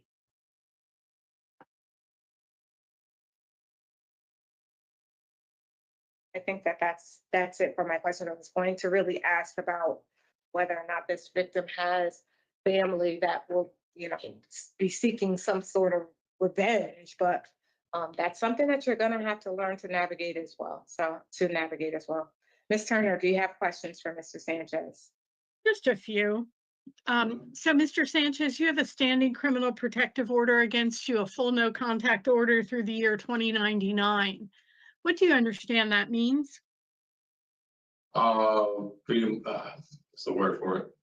I can't be near the victim. Of course, I can't have no contact with the victim or her family, right? Yeah. Yes. And so this no is zero contact. right. And it's electronic as well. You can't reach out through social media. And you can't reach out through a third person, someone that you might have in common, to send any messages. Yes, sir. Okay? Yeah. Take that seriously. I will. What do you understand parole is like? It's news to me. So I guess it's sort of like probation, where you being well, almost everything you do is being scrutinized, maybe. Like supervised. Like they keep, they also help you, you know, as you get back into society. They help you. That's a word I'm forgetting. They help you ease into society, help you get transition. back on your feet. Yes, and get back on your feet and tell you where your stipulations are.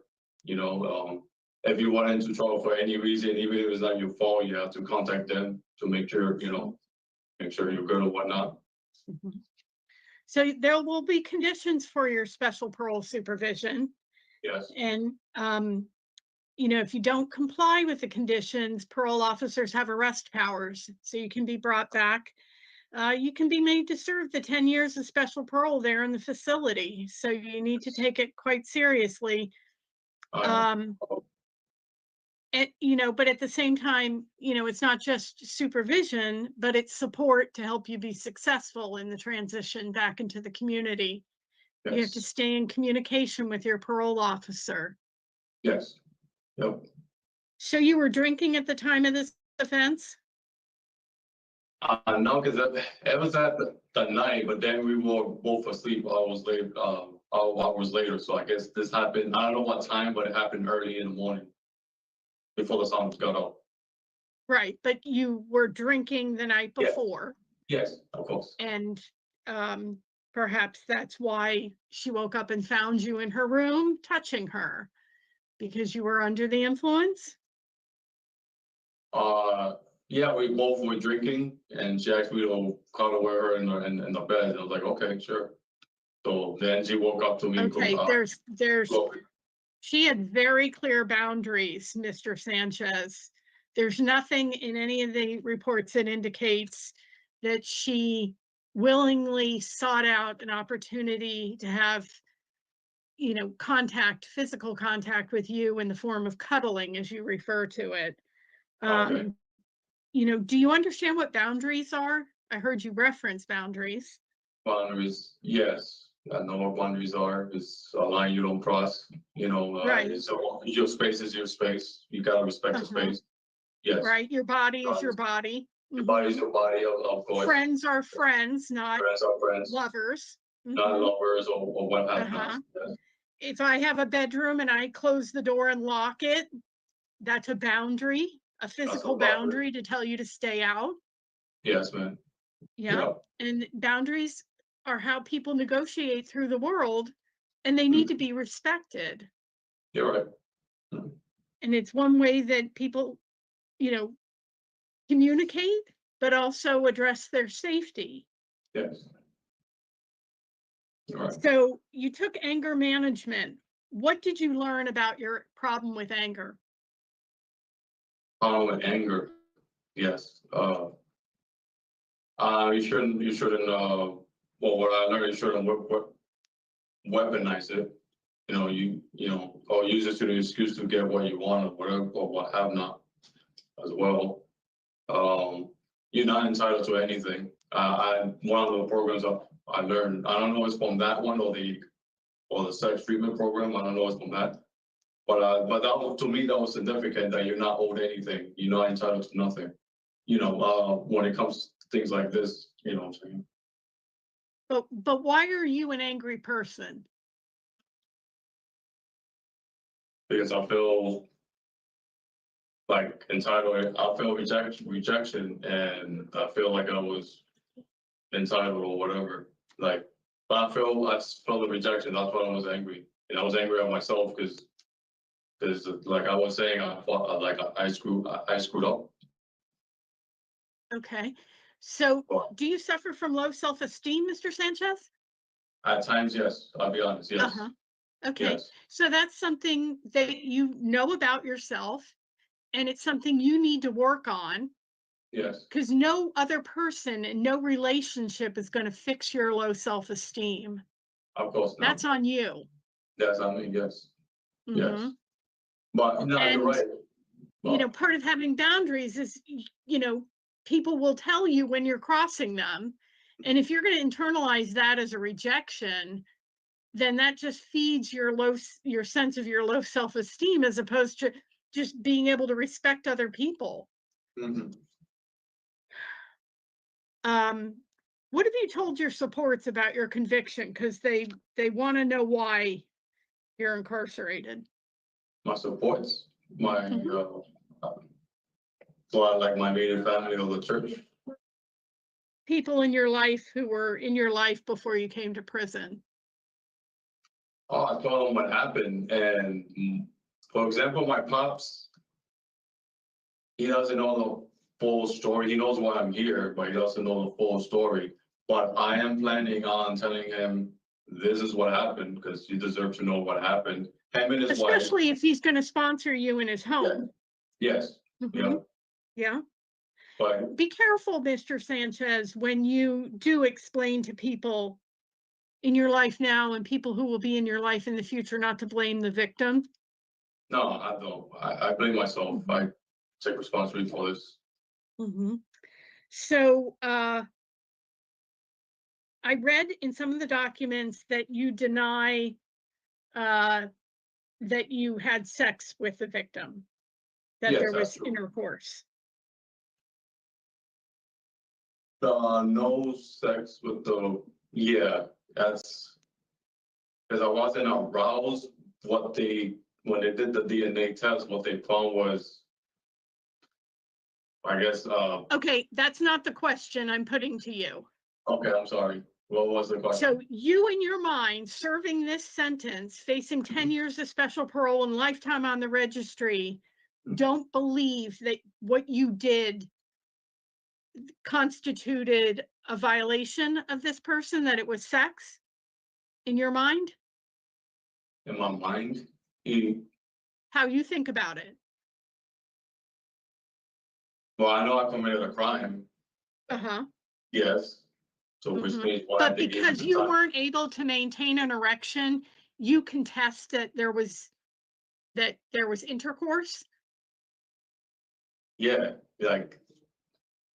okay. Yeah. You had every intent. She was unconscious. You pulled her clothes down below her waist, and you pulled your own pants down. Yes. And it was your inability to maintain an erection that is why the contact ceased, not because you stopped yourself, right? Yeah, I guess, yeah. Mm-hmm. Yeah, So, because, and were you to get into the DNA, your DNA was found on the genital swab of the victim. yeah, that's what they told me. And I was shocked. I'm like, what?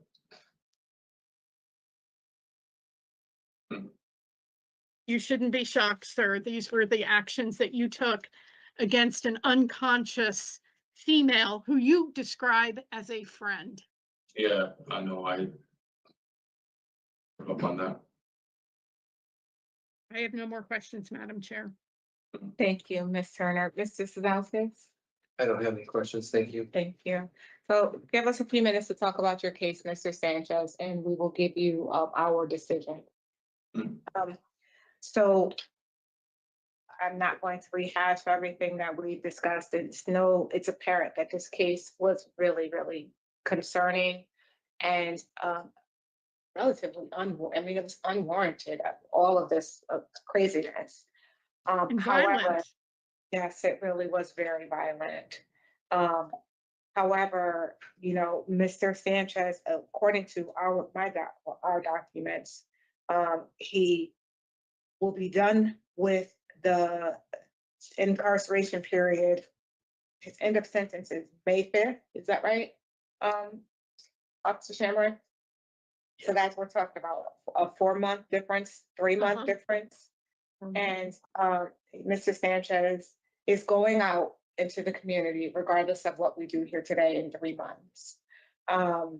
He has taken the appropriate programs. He has not received any disciplinary infractions. He has accepted responsibility for his actions, even though he does minimize them drastically. But I do hear him say, I think that I don't know if he's trying to, I don't think he's trying to be deviant. I don't know if he really knows how to articulate what it is that he did to this victim, but I think he understands the magnitude of his actions. This is his only conviction, his first period of incarceration. He has 10 years of parole to follow his sentence, and he rates out low in terms of risk to recidivate. So I believe that he has shown us that after being down for 10 years, that he's able to comply, that chances are he will comply with the rules out in the community. And if he doesn't, he will be arrested and brought back to prison and can potentially serve an additional 10 years of incarceration. So for those reasons, I would support discretionary parole here today. That's the parole conditions. Ms. Serta? It's a deny for me. It's a 4-month difference. He wants to sponsor to his father's home. They'll have to do a home investigation. I find the choices that he made entirely disturbing, and his explanations today rather inadequate, not in the right state of mind. So it's a no for me. In the trailer. RCA in the trailer. Mr. Sadowskis? Thank you, Madam Chair. So, like you both have said, this is just a terrible crime. There is only a couple of months difference. He has done the programming. And I think he does have a difficult time articulating some of the things and answering some of our questions. He hasn't received any disciplinary reports. He's got no record of failing in the past at probation or parole. And he is a low risk to recidivate. So I am in favor of granting his parole today. He's gonna get it. So so for conditions, I have no victim, problem, sexual behavior, treatment out in the community. I don't know if we should do domestic violence. He did take the first part in the facility. I don't know if that's a condition we want to add. I had it on mine. I also had alcohol. Seems to be related to this. I'd actually like to see him take anger management. I'm not sure domestic violence is what's needed in this case. Yeah, but he took it already in the facility though, Ms. Turner. Yes, I see that, but he was not in an intimate partner relationship with the victim in this case. Right. He was acting out of his own angry feelings. Right. But he completed anger management in the facility, and the only reason why I did the domestic violence was because he did the first part in the facility, so I would have him do the second part out in the community or nothing. If we're not going to do, I mean, because he's already done anger management. So the only reason why I would do the domestic violence is because of the first time. That's it. So He's it's gonna not get a it. continuation. He's gonna get it. So are we okay with not adding the condition, or? There's no doubt that anger played a role in it, but he hasn't displayed any further anger in the facility. I don't see any disciplinary infractions for that. So,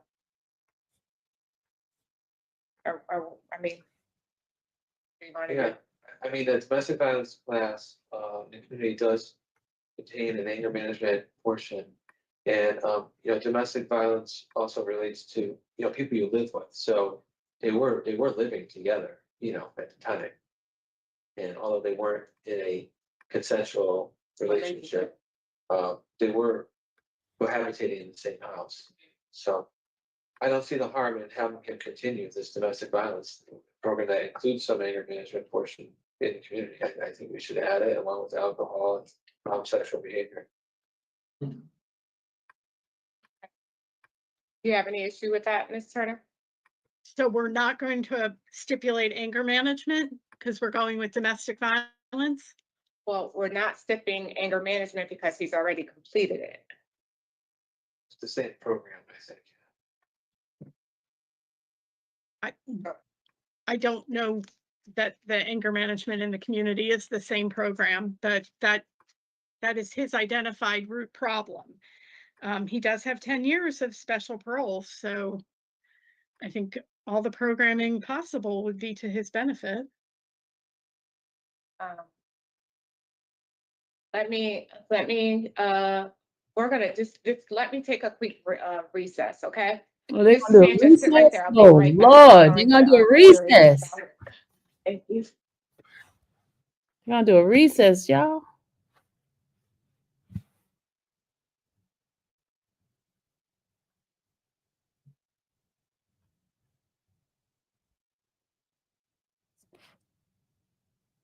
Okay.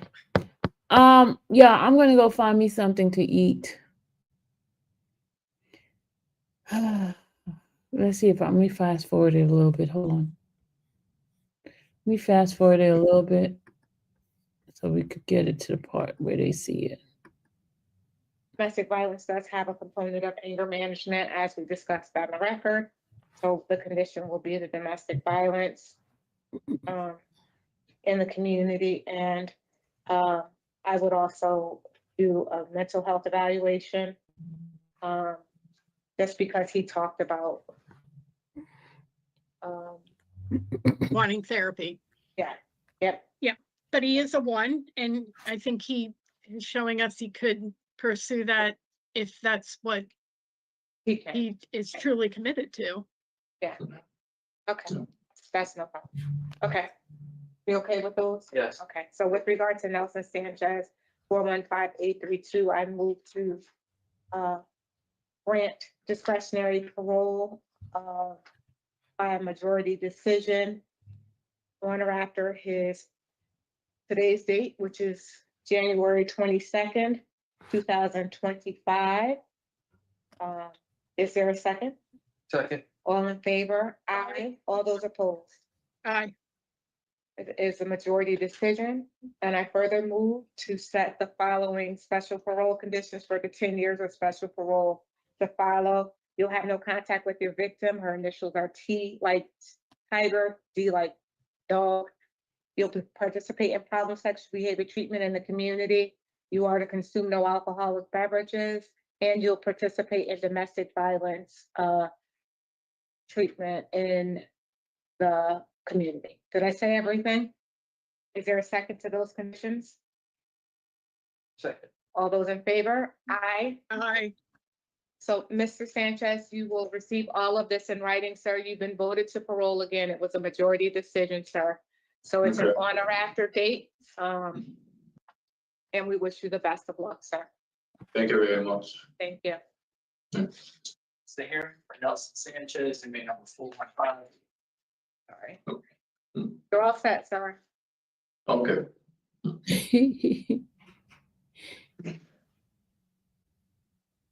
All right, y'all. Enough. We're gonna stop now. Okay, because it looked like they had one more to go, but I'm ending this because I need to go find something to eat. They just took a picture of him. I need to go find something to eat, y'all. You guys, y'all wanna come with me? Wanna ride with me? Ride with me. Come on and ride with me. I think I'm yeah, I'm gonna get off here now. I'm gonna get out of here now.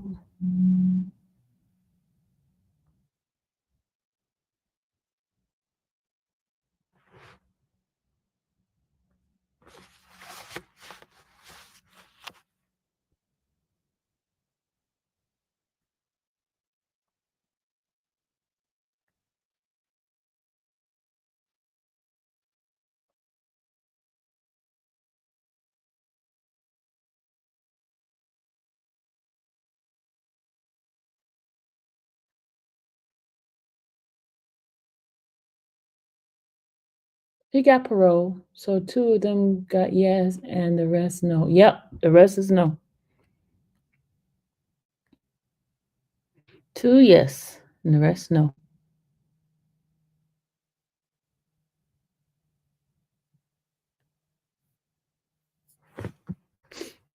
All right, guys. My husband called and interrupted it. All right, I'll see you guys in a few. My allergies. Bye, y'all.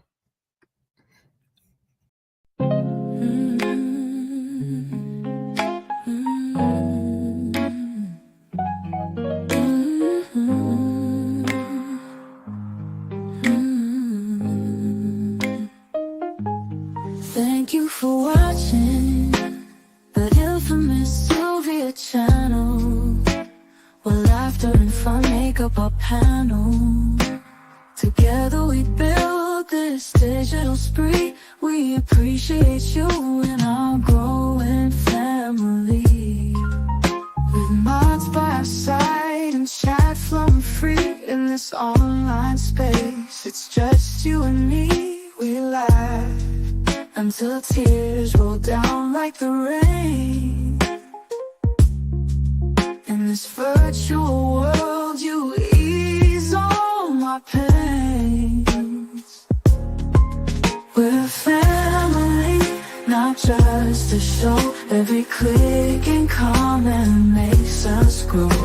Mods and chat, keeping the vibe so right. Together we shine like stars in the night.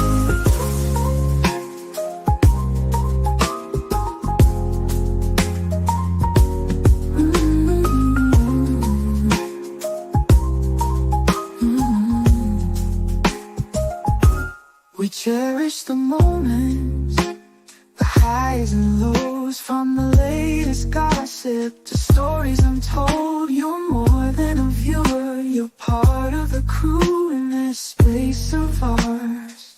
It's all because of you. This digital world where emotion is shared, every post and reaction showing we care. The love is real in this virtual domain. With every sign, enjoys what we'll gain. We're a family, not just a show. Every click and comment makes us grow. Mods and chat, keeping the vibe so right. Together we shine like stars in the night. We're a family, not just a show. Every click and comment makes us grow. Mods and chat, keeping the vibe so right. Together we shine like stars in the night.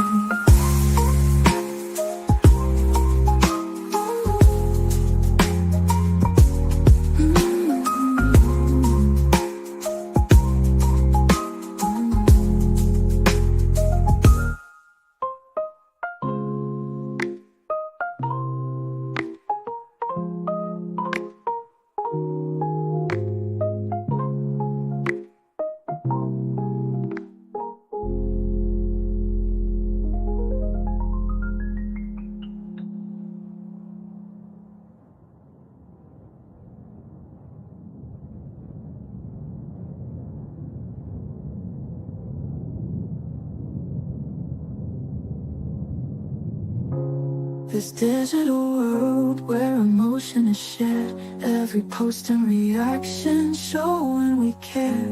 The love is real in this virtual domain. With every sign, enjoys what we'll gain. We're a family, not just a show. Every click and comment makes us grow. Minds in check, keeping the vibe so right. Together we shine like stars in the night.